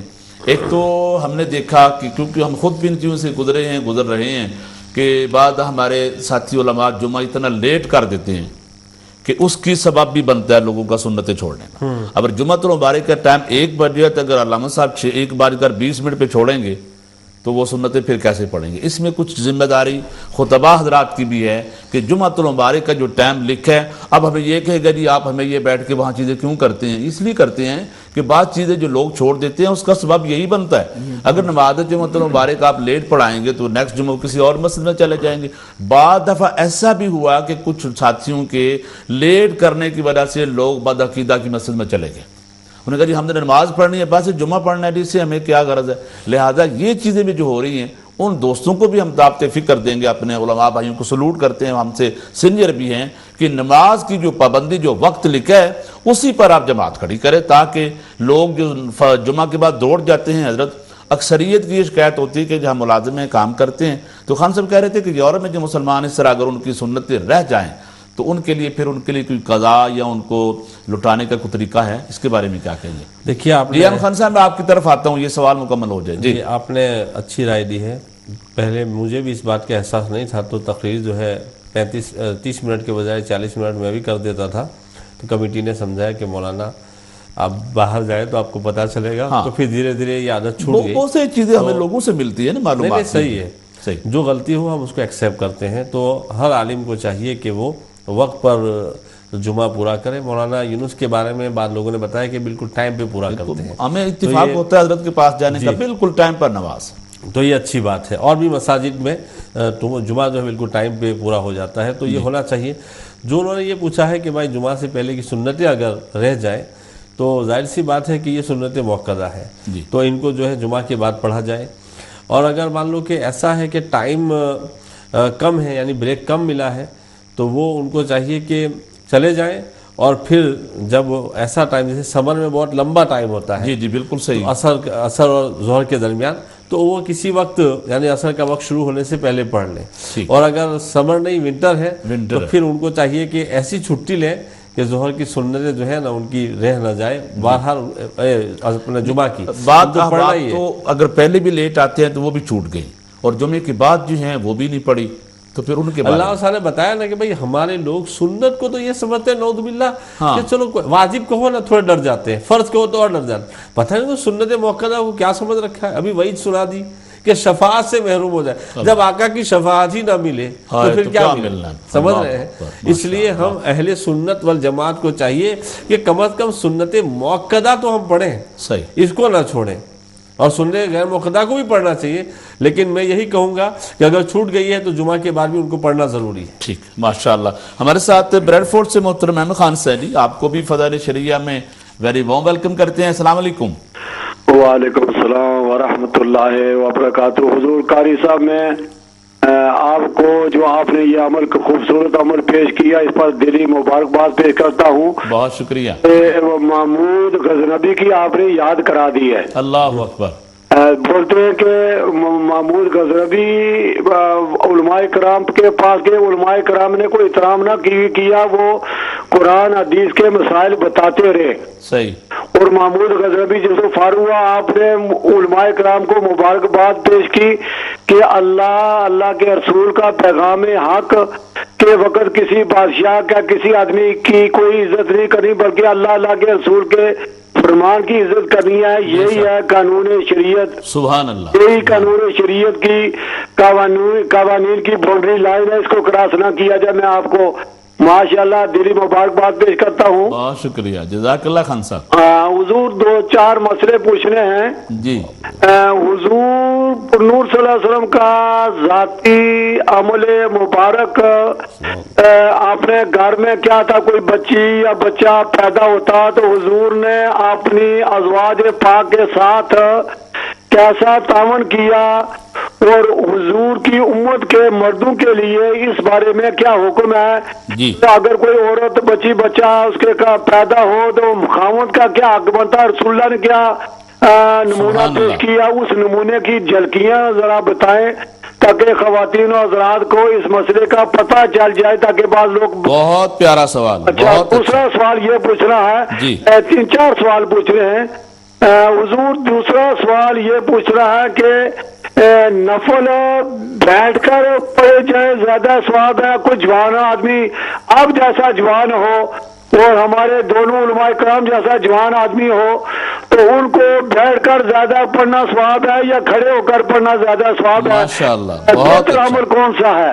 بہت اچھا. اور تیسرا سوال یہ ہے کہ بہت دفعہ ہمارے نمازی ہم کمپلین تو بہت کرتے ہیں جی، لیکن علماء کرام کا خطبہ فرض جو خطبہ ہے جی، اس کا سننا جو مقتدی ہیں ان کے لیے فرائض میں ہے یا ویسے ہی ہے؟ اگر فرائض میں ہے جو اس میں غفلت برت رہے ہیں ہمارے نمازی، اس میں اللہ کے رسول کا کیا حکم ہے؟ مثلا نماز میں لیٹ بھی جاتے ہیں اور مولانا صاحب خطبہ پڑھ رہے ہیں تو سنتوں کا ٹائم دیا جاتا ہے، آیا خطبے کے دوران سنتیں پڑھنی کیسی ہیں؟ کہ حالانکہ علماء کرام کہتے ہیں ہم آپ کو 4 منٹ 5 منٹ سنتوں کے لیے دیتے ہیں، جی جی، اور اس بارے میں کیا ہے؟ اور آخیرا سوال یہ ہے کہ حضور بہت دفعہ ہمارے پیر بزرگ جو بہت اونچے بزرگ ہیں وہ فرضوں کے بعد اتنا ڈیلے کراتے ہیں کہ آپ یہ ہمارا وظیفہ کریں تو سنتے بھی 10 منٹ گزر جائیں، وطر میں بھی تاخیر ہو، تو امام اعظم کے مسلک میں اس بارے میں کیا حکم ہے؟ امام صاحب کیا فرماتے ہیں؟ بہت اچھا سوال، بہت اچھا. اس بارے میں امام صاحب کا ذاتی عمل امام اعظم کا کیا ہے، حکم کیا ہے؟ جی جی بعض لوگ کہتے ہیں کہ امام صاحب کا حکم بس ٹھیک ہے، یہ کوئی شریعت کا پیغام نہ امام صاحب سے نہیں بلکہ محمد رسول اللہ صلی اللہ علیہ وسلم سے ہے، صلی اللہ علیہ محمد وسلم. رسول اللہ صلی اللہ علیہ وسلم سے ہی امام اعظم نے یہ سارا کام لیا ہے. جی. اس میں درمیان میں ہم جو اختلاف کرتے ہیں امام صاحب سے، اس کی ہمیں پنشمنٹ ہوگی قیامت والے دن یا دنیا میں، یا اللہ کا رسول پوچھے گا یا نہیں. یعنی بعض دفعہ بعض لوگ کہتے ہیں قبر میں یہ نہیں پوچھا جائے گا کہ امام کا آپ نے مسلک فالو کیا یا نہیں کیا. تو اماموں کے باہر کوئی لائن بھی جاتی ہے جو کراس کر کے چاروں اماموں کو کاٹ کر کے صحابہ کرام سے کاٹ کر کے اہل بیت سے کاٹ کر کے سیدھا راستہ اللہ سے مل جائے، تو ایسی لائن ہے تو ذرا بتائیے گا. میرے علم میں نہیں. شکریہ، بہت شکریہ خان صاحب، جزاک اللہ. اللہ تعالیٰ آپ کو جزائے خیر عطا فرمائے. تو بعض دفعہ ہم نے ایسا بھی دیکھا ہے، کبھی ایک تو جمعہ لیٹ کرنا، پھر جمعے کے بعد گھنٹہ گھنٹہ اعلان، اس نے 5 پاؤنڈ دیے، اس نے پاؤنڈ دیا، اس نے 50p دی. تو اس کی وجہ سے بھی لوگوں کی نماز میں تاخیر ہوتی ہے.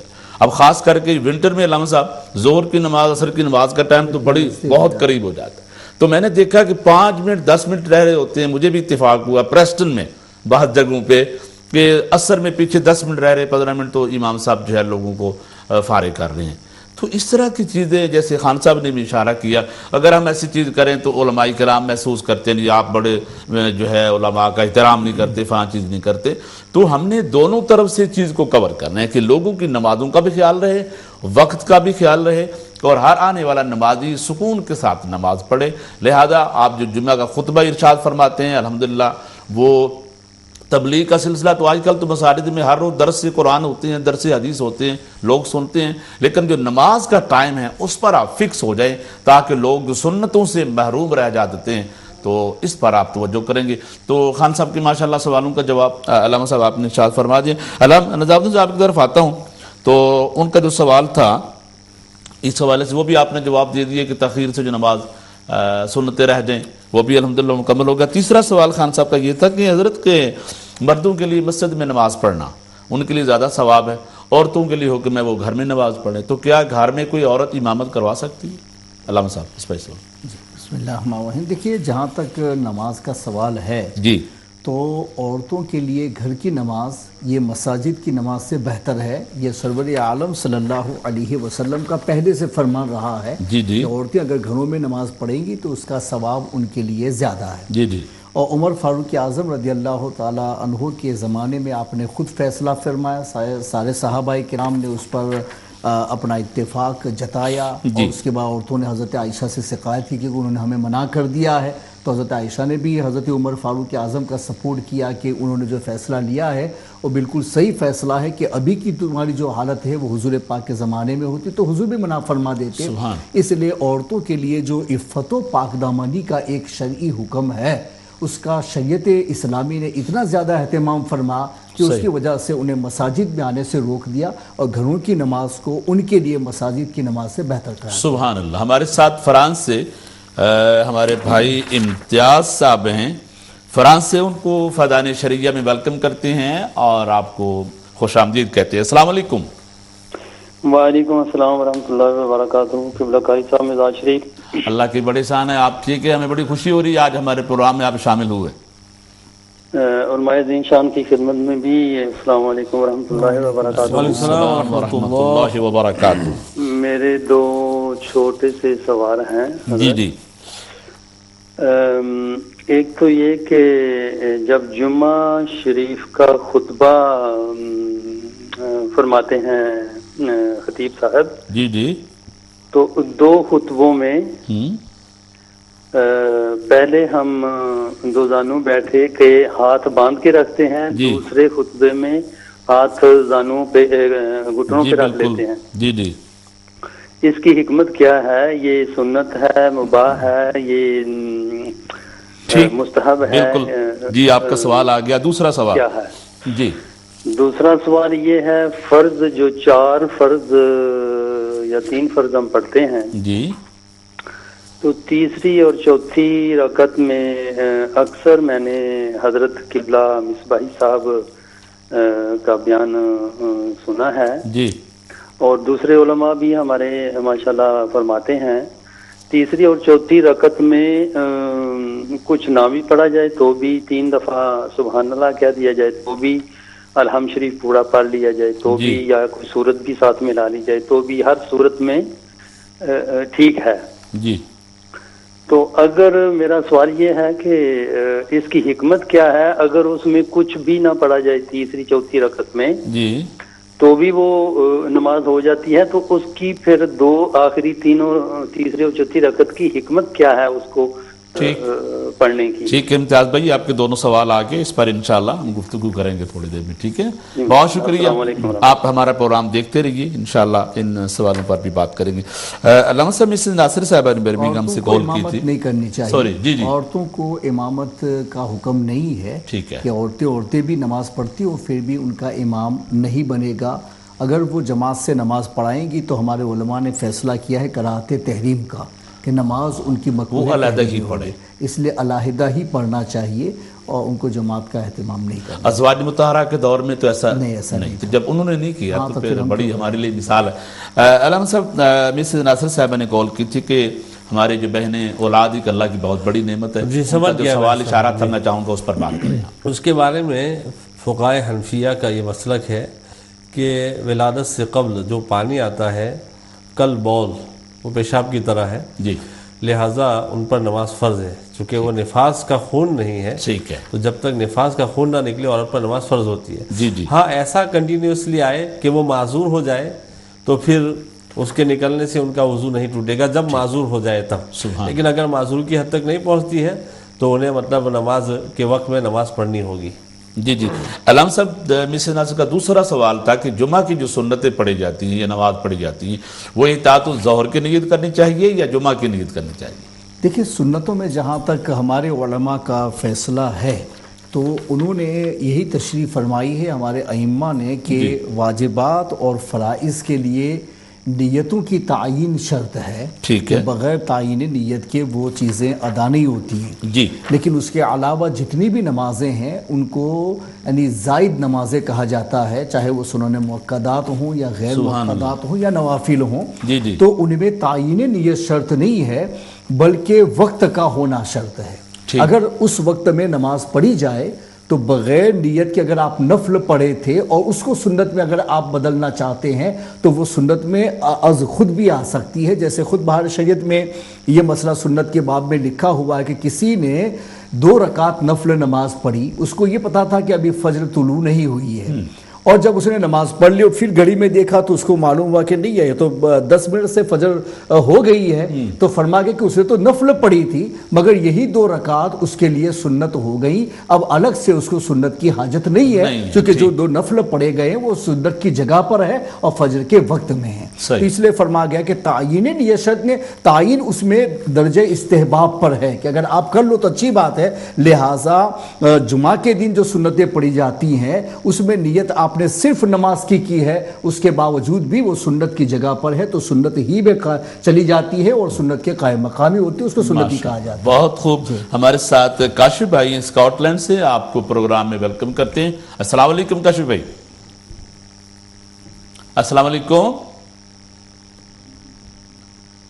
کاشف بھائی, میری آواز آپ کو آ رہی ہے؟ جی السلام علیکم کاشف صاحب. وعلیکم السلام ورحمۃ اللہ. جی چھوٹے سے کوشچن ہے میری. جی بسم اللہ فرمائیں. ایک تو ذرا تھوڑا اونچا بولیے گا, آواز آپ کی بڑی کم آ رہی ہے. جی ابھی آ رہی؟ ہاں جی اب ٹھیک ہے. جی 1-2 کوشچن. ایک تو جیسے ابھی علامہ صاحب نے فرمایا کہ بھائی کام کے دوران اب جب ٹائم تھوڑا کم ہوتا ہے تو ہم فرض پڑھ کے تو باقی جو نماز ہے جیسے ظہر کی ہے تو اس میں 4 سنتے ہیں پھر 2 وہ کیا فرض پڑھ کے تو ہم بعد میں پڑھ سکتے بیفور اثر ٹائم. اینڈ دوسرا میرا کوشچن یہ تھا کہ کام میں خود بھی کرتا ہوں لائک ڈفرینٹ جگہ پہ ٹیکسنگ کا.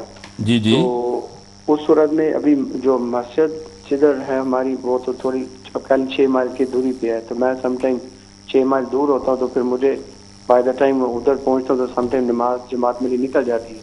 تو اس کے بیچ 3-4 مسجد اور بھی آتی ہیں جو جو آپ کہہ لیں کہ دوسرے ٹھیک ہے، جی جی صحیح. تو کیا اس صورت میں فرض نماز کے لیے کیا میں ادھر پڑھ سکتا ہوں نماز کے، مجھے ادھر ہی جانا پڑے گا، یعنی کہنے سنت جو آپ سمجھ تو گیا جو میں کہنا چاہ رہا ہوں؟ جی بالکل کاشف بھائی، آپ کی بات کی سمجھ آ گئی. انشاءاللہ آپ پروگرام دیکھتے رہیں، ابھی تھوڑی دیر میں آپ کے دونوں سوالوں کا جواب دیتے. بہت شکریہ آپ ہمارے پروگرام میں شامل ہوئے. جزاک اللہ، اللہ تعالیٰ آپ کو جزائے خیر عطا فرمائے. تو مس ناصر صاحب آپ کے دونوں سوالوں کا جواب الحمدللہ علامہ صاحب نے ارشاد فرما دیے. احمد خان صاحب نے بریڈ فورڈ سے سوال کیا تھا کہ حضور صلی اللہ علیہ وسلم کی، جیسے آج کا ہمارا ٹاپک ہے کہ حضور کی زندگی ہمارے لیے نمونہ اسوہ حسنہ کے طور پہ، کیا آقا علیہ الصلوۃ والسلام ازواج مطہرات کے جو گھر کے معاملات ہوتے تھے، کام ہوتے تھے، تو اس کے دوران یا سرکار دو عالم صلی اللہ علیہ وسلم کی بھی اولاد ہوئی، کیا اس دوران آپ نے ازواج النبی جو سرکار کی ازواج ہیں ان کے ساتھ ان کا ہاتھ بٹایا یا کسی کام میں ان کی مدد کی؟ بسم اللہ الرحمن الرحیم. حضرت علامہ مولانا غلام حسن سعیدی رحمۃ اللہ علیہ نے تبیان القرآن تفسیر کے اندر اس مسئلے پر تفصیلاً بحث فرمائی ہے کہ خواتین کو کیا کرنا چاہیے اور مردوں کو کیا کرنا چاہیے. جی.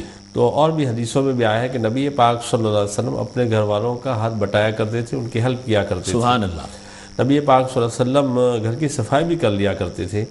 نبی پاک صلی اللہ علیہ وسلم اپنے کپڑوں میں پیون بھی لگا لیا کرتے تھے. سبحان اللہ. تو اس طریقے سے اپنے گھر والوں کی مدد کرتے. لیکن ساتھ ہی انہوں نے بہت اچھی بات لکھی ہے، چونکہ یہاں کی جو بورن شدہ لڑکیاں ہیں نا، وہ بعض چیزیں پڑھ کے وہ سمجھتی ہے کہ ہماری کوئی ذمہ داری ہی نہیں ہے. ام المومنین سیدہ عائشہ صدیقہ رضی اللہ تعالیٰ فرماتی ہیں کہ میں نبی پاک صلی اللہ علیہ وسلم کے کپڑے دھل لیا کرتی تھی وغیرہ وغیرہ. سمجھ رہے ہیں؟ تو دونوں یعنی حضرت علی رضی اللہ تعالیٰ، علامہ شامی نے لکھا ہے کہ جب نکاح کر دیا تو حضرت علی سے فرمایا کہ علی تم باہر کا کام کرو اور فاطمہ تم گھر کا کام کرو. سبحان. یہ علامہ شامی نے خود لکھا ہے. لہٰذا مرد کو چاہیے کہ بھائی عورت کا ہاتھ بٹائے. جو لوگ یہ سمجھتے ہیں کہ بس حکمرانی ہی چلانی ہے، اب بیمار پڑی ہے تو بھی کہو کھانا بناؤ، اب ولادت کے عالم میں بھی اگر اس کی مدد نہ کی جائے، تو میں سمجھتا ہوں کہ یہ تو اس مرد پر مجھے افسوس ہے کہ ایسے وقت بھی جو ہے عورتوں سے کام لے رہا ہے. جی جی. تو یہ ایک ایسی گاڑی ہے کہ دونوں کی مدد ہی سے آگے بڑھ سکتی ہے. بہت اچھے. لیکن عورتوں کو بھی چاہیے کہ سست نہ پڑ جائے. یہ نہیں کہ اب مرد ہاتھ بٹانا شروع کر دے تو دھیرے دھیرے کاموں کو کم کرنا شروع کر دے. تو اس لیے دونوں مطلب راہیں، دونوں جو پہیے ہیں نا ساتھ ساتھ چلنے چاہیے، تو یہ گاڑی چلے گی، ورنہ نہیں چل سکتی. بہت اچھا. ہمارے ساتھ یونس بھائی ہیں پیٹر برو سے، آپ کو ویلکم کرتے ہیں فضائل شرعیہ میں. السلام علیکم. جی وعلیکم السلام ورحمۃ اللہ وبرکاتہ. کیا ہے قاری صاحب؟ اللہ کے بڑے شان ہیں، اور آپ کے آنے سے اور بھی اچھا ہو گیا. آپ ٹھیک ہیں؟ ماشاء اللہ الحمدللہ. جی قاری صاحب ایک سوال تھا. بسم اللہ فرمائیں. جی رمضان میں ہم وتر کی نماز پڑھتے ہیں، ٹھیک ہے جی. تو کئی مرتبہ تراویح ختم ہو جاتی ہے تو پھر وہ استنجا وغیرہ کی حاجت ہو جاتی ہے، تو پھر واپس جو ہے وہ وتر کی نماز کے لیے ایک مرتبہ ایسا ہوا، ایک دو مرتبہ. جی جی. تو ہو سکتا ہے یہ میرے سوال سے لوگوں کو اس فائدہ بھی ہو جائے. جی جی. اور مجھے بھی اس کا پتہ چل جائے. صحیح. تو سوال یہ تھا کہ رکعت مس ہو جاتی ہے مثال کے طور پر. جی. اور آخری رکعت میں ہم ہم جو دعائے قنوت والی ہے وہ تحیات میں آ کے بیٹھ جاتے ہیں. جی جی.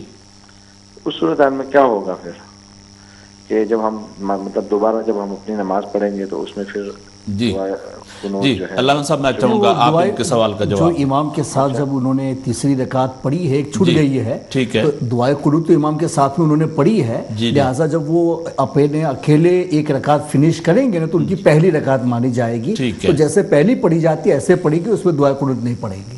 امام کے ساتھ پڑھی گئی ہے لہٰذا دوبارہ نہیں پڑھنا ہے، اور وہ تیسری رکعت کو پہلی رکعت کی نیت سے ہی پڑھیں گے اور وہ ان کی پہلی رکعت مانی جائے گی. تو باقی جو اس کی رکعتیں رہے گی وہ نارمل اسی طرح مکمل کریں. یونس بھائی آپ سمجھ گئے؟ اچھا ٹھیک ہے، بہت شکریہ. آپ کے سوال کا جواب بھی علامہ صاحب نے ارشاد فرما دیے. اب بریک کا وقت آ گیا جی، بریک لیتے ہیں، اور بریک کے بعد آ کے بڑے خوبصورت آج ہمارے پاس سوالات آئے ہیں ہمارے کالر حضرات کے، اس پر بھی انشاءاللہ گفتگو کریں گے، اور نماز کی سنتوں کی جو اہمیت ہے اس پر بھی مزید ابھی علامہ صاحب سے انشاءاللہ گفتگو سنتے ہیں چھوٹی سی بریک کے بعد. بسم اللہ الرحمن الرحیم. محترم ناظرین ویلکم بیک. اور اب ہمارے پروگرام کا آخری جو سیشن ہے اس کی طرف ہم بڑھ رہے ہیں. بہت پیارا آج کا موضوع تھا، ٹاپک تھا سنتوں کی اہمیت اور ان کی جو فضیلت ہے اس کے بارے میں کہ کتنی ضروری ہے سنت موقدہ ہوں یا غیر موقدہ ہوں، ان کے حوالے سے آپ نے سرکار دو عالم کی طرف سے خوشخبریاں بھی سنی اور ایک وعید بھی حضور کی طرف سے جو آئی کہ جو میری سنتوں کا تارک ہو جائے وہ میری شفاعت سے محروم ہو گیا۔ تو ایک امتی کے لیے تو ایک بہت بڑا اشارہ ہے کہ کہیں حضور ناراض نہ ہو جائیں، تو حضور کی شفاعت سے محروم ہونا کوئی معمولی سی بات ہے۔ اللہ تعالی ہم سب کو اس پر عمل کی توفیق عطا فرمائے۔ تو حضرت محترم خان صاحب کے جو سوالات ہیں، ایم خان صاحب کا ایک تو بڑا پیارا آپ نے جواب دیا کہ جو عورت ہے جو اس کے کام ہے وہ کرے، جو عورت کے کام ہے، اب عورت کے کام مرد شروع کر دے اور مرد کے کام عورت شروع کر دے تو الٹ ہو جائے گا نا۔ لہذا یہ بیلنس آپ رکھیں گے، اور اگر ایک ٹائر میں ہوا کم ہوگی تو دوسرے میں تو ظاہر گاڑی تو نہیں چلے گی نا۔ لہذا جو حقوق ازواج کے ہیں، بیویوں کے ہیں، وہ بھی کرنے ہیں، اور جو مرد کے جو ان کے جو حقوق ہیں وہ جو ہے جب یہ کریں گے تو انشاءاللہ کبھی بھی گھر میں فساد جھگڑا نہیں ہوگا۔ جب آپ خامد سے کہیں گے جناب صبح اٹھو تو سب سے پہلے آپ اوور لگائیں گھر میں تاکہ میں آرام سے اٹھوں، اور ایسی چیزیں نہیں چلتی نا اسلام میں۔ جو دیکھیں حضور نے بڑا پیارا حضرت نے اشارہ فرمایا، سرکار دو عالم صلی اللہ علیہ وسلم کی بیٹی نے جب کہا حضور میں تھک جاتی ہوں کام کر کے، تو تھکتی تھی نا اس لیے کہ وہ گھر کے کام کرتی تھی، تو آقا دو عالم صلی اللہ علیہ وسلم نے اقربا پروری نہیں کی، بلکہ حضور نے کہا تجھے وظیفہ دیتا ہوں۔ تو الحمدللہ تو سرکار نے جو کچھ کیا وہ آپ نے سن لیا۔ تو حضور دوسرا ان کا سوال تھا جی، کون سا تھی؟ عزیز بھائی ہیں ہمارے ساتھ بریڈ فورڈ سے، جی آپ کو بھی ویلکم کرتے ہیں عزیز بھائی۔ السلام علیکم۔ وعلیکم السلام قاری صاحب۔ یہ قبلہ کیسے ہیں آپ؟ ٹھیک ہیں جی، اللہ کا شکر، آپ کی دعا۔ بسم اللہ فرمائیں۔ کیسے ہیں؟ جی جی الحمدللہ۔ قاری صاحب میرا سوال آپ سے بھی ہے اور جو علماء کرام دو آپ کے ساتھ بیٹھے ہیں ان سے بھی ہے جی، اور پوری امت مسلمہ سے بھی ہے۔ جی جی بسم اللہ۔ میرا سوال یہ ہے کہ جب ہم گاڑی چلاتے ہیں جی تو فون آتا ہے تو دیکھتے ہیں کہ پولیس والا تو ہمیں نہیں دیکھ رہا ہے، جی جی ٹھیک ہے، اگر دیکھ رہا ہے تو ہم اس کو نہیں اٹھاتے ہیں۔ جی جی اچھا، تو مسجد میں جاتے ہیں تو ہم فون جو ہے اس کا والیوم بند نہیں کرتے ہیں، اس کو سائلنٹ پہ نہیں لگاتے۔ صحیح ہے۔ اچھا، دوسری بات یہ کہ جو ہمارے ہیلو جی جی بالکل آپ کی آواز آ رہی، بات کریں آپ۔ اچھا، دوسری بات یہ ہے کہ جو ہمارے امام صاحب ہیں جی، مسجد مسلے میں کھڑے ہوتے ہیں، جی جی، جب وہ سلام پھیرتے ہیں تو فوراً فون جیب سے نکال کے جو ہے نا اس کو دیکھتے ہیں کہ کسی کا میسج تو نہیں آیا۔ ٹھیک، تو اس میں حرج کیا ہے؟ نہیں، اس میں حرج ہے نا جی کہ مقتدیوں کو کہتے ہیں کہ فون اپنا بند کریں، فون آپ استعمال نہیں کر سکتے مسجد میں، اور آپ سلام پھیرتے ہی جو ہے وہ سب سے پہلے فون نکال کے دیکھتے ہیں۔ ٹھیک ٹھیک۔ پہلی بات یہ ہے کہ مسجد میں اگر ہم نماز پڑھنے جاتے ہیں تو فون کو بند کرنا چاہیے، ٹھیک ہے، کیونکہ اللہ کی بارگاہ میں ہم حاضر ہوتے ہیں، جی جی، اس میں کسی اور دوسرے کا دخل نہیں ہونا چاہیے۔ بالکل ٹھیک ہے جی۔ اور جب ہم پولیس سے ڈرتے ہیں کہ ہم ان کے سامنے فون نہیں اٹھاتے ہیں تو اللہ کے گھر میں ہم فون اٹھاتے ہیں۔ بالکل آپ کا سوال ہے، اس کو وائلنٹ سوال ہے، اس پر انشاءاللہ ہم بات کرتے ہیں ضرور، آپ ہمارا پروگرام دیکھتے رہیں، اس پر انشاءاللہ بھی ہم بات کریں گے۔ بہت شکریہ جی۔ اور ہمارے بھائی کی یہ بھی تجویز اچھی ہے کہ ہم نے دیکھا ہے کہ بعض ہمارے بھائی جو ہے نماز کے دوران بھی ان کے فون آن رہ جاتے ہیں، اور کچھ ہمارے بھائیوں نے اللہ معاف کرے میوزک لگائے ہوتے ہیں، گانے لگائے ہوتے ہیں، تو وہ سارے نمازیوں کی نماز کا ستیہ ناش ہو جاتا ہے۔ لہذا جو اچھی تجویز ہے ان کی کہ نماز جب مسجد میں آ پائیں تو کتنی دیر وہاں پہ ہیں، 20 منٹ کے لیے، 15 منٹ کے لیے، آدھے گھنٹے کے لیے، اگر آپ فون بند کر دیں تو کون سی قیامت آ جائے گی یا کون سی ایسی ایمرجنسی آ جائے گی کہ آپ کے بغیر گھر کا نظام رک جائے گا۔ یہ اچھی تجویز ہے ان کی۔ باقی جو انہوں نے امام صاحب کی طرف اشارہ کیا تو ائمہ کے حوالے سے میں کیا رائے دے سکتا ہوں اس پر انشاءاللہ علامہ مصباحی صاحب کی رائے لیں گے کہ کیا ہمیں ایسا امام صاحب کو فوراً سلام کے بعد ٹیلی فون کو چیک کرنا، میسیجز پڑھنا، کیا یہ جائز ہے یا نہیں؟ جی علامہ صاحب میں بولوں؟ جی کیا سوال؟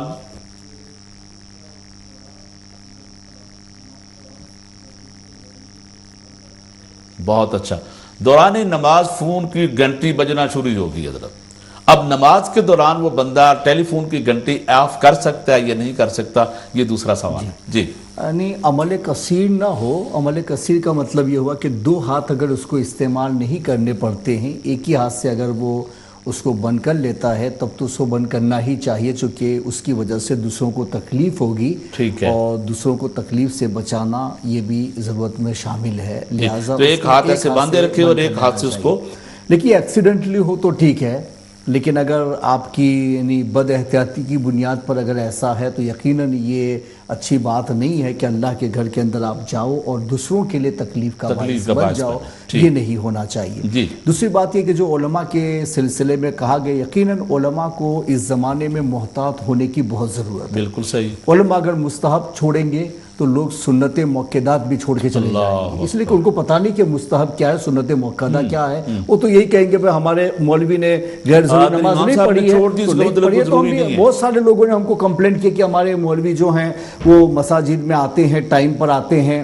ان کے پاس میں وقت موجود ہوتا ہے، اس کے باوجود عصر اور عشاء کی سنتیں پڑھتے ہی نہیں ہیں، اور دوسروں سے باتیں کرتے، جب جماعت شروع ہوتی ہے اللہ اکبر کہا جاتا تو مصلی پہ جاتے۔ تو یہ ساری چیزیں علماء کے لیے اچھی نہیں ہیں، اس طریقے سے نہ ماحول بن سکتا ہے نہ ماحول بنایا جا سکتا، بلکہ اگر عوام ایسی چیزوں میں اگر ہم پر اعتراض کر رہی ہے تو ہمیں جواب بھی کوئی مناسب دینا چاہیے، کہ ایسا نہ ہو کہ ہمارے جواب کی وجہ سے اور بھی زیادہ بے رغبت ہو جائیں یا احکام کے سلسلے میں وہ اس کے تاریخ بن جائے، یہ کبھی نہیں ہونا چاہیے۔ رہ گیا فون، یہ سراسر یہ دنیا کی چیز ہے، مذہب سے اس کا کوئی لگاؤ نہیں ہے، لہٰذا مساجد کے اندر انٹر ہوں گے تو اس کو بند کرنا آپ کے لیے لازم ہے، چونکہ مساجد اللہ کے گھر ہیں، اس میں اللہ کا ذکر ہی کیا جائے گا، دنیائی باتیں نہیں کر سکتے۔ حدیث پاک میں ہے کہ مساجد میں بلا ضرورت کا مطلب یہ کہ بھائی کوئی ایسا آپ کا ہے کہ جس میں آپ کا کوئی مقصد فوت ہو رہا ہے وہاں نہیں ہے، بلا وجہ اگر آپ نے دنیا کی بات کی ہے تو میں نے تفسیر روح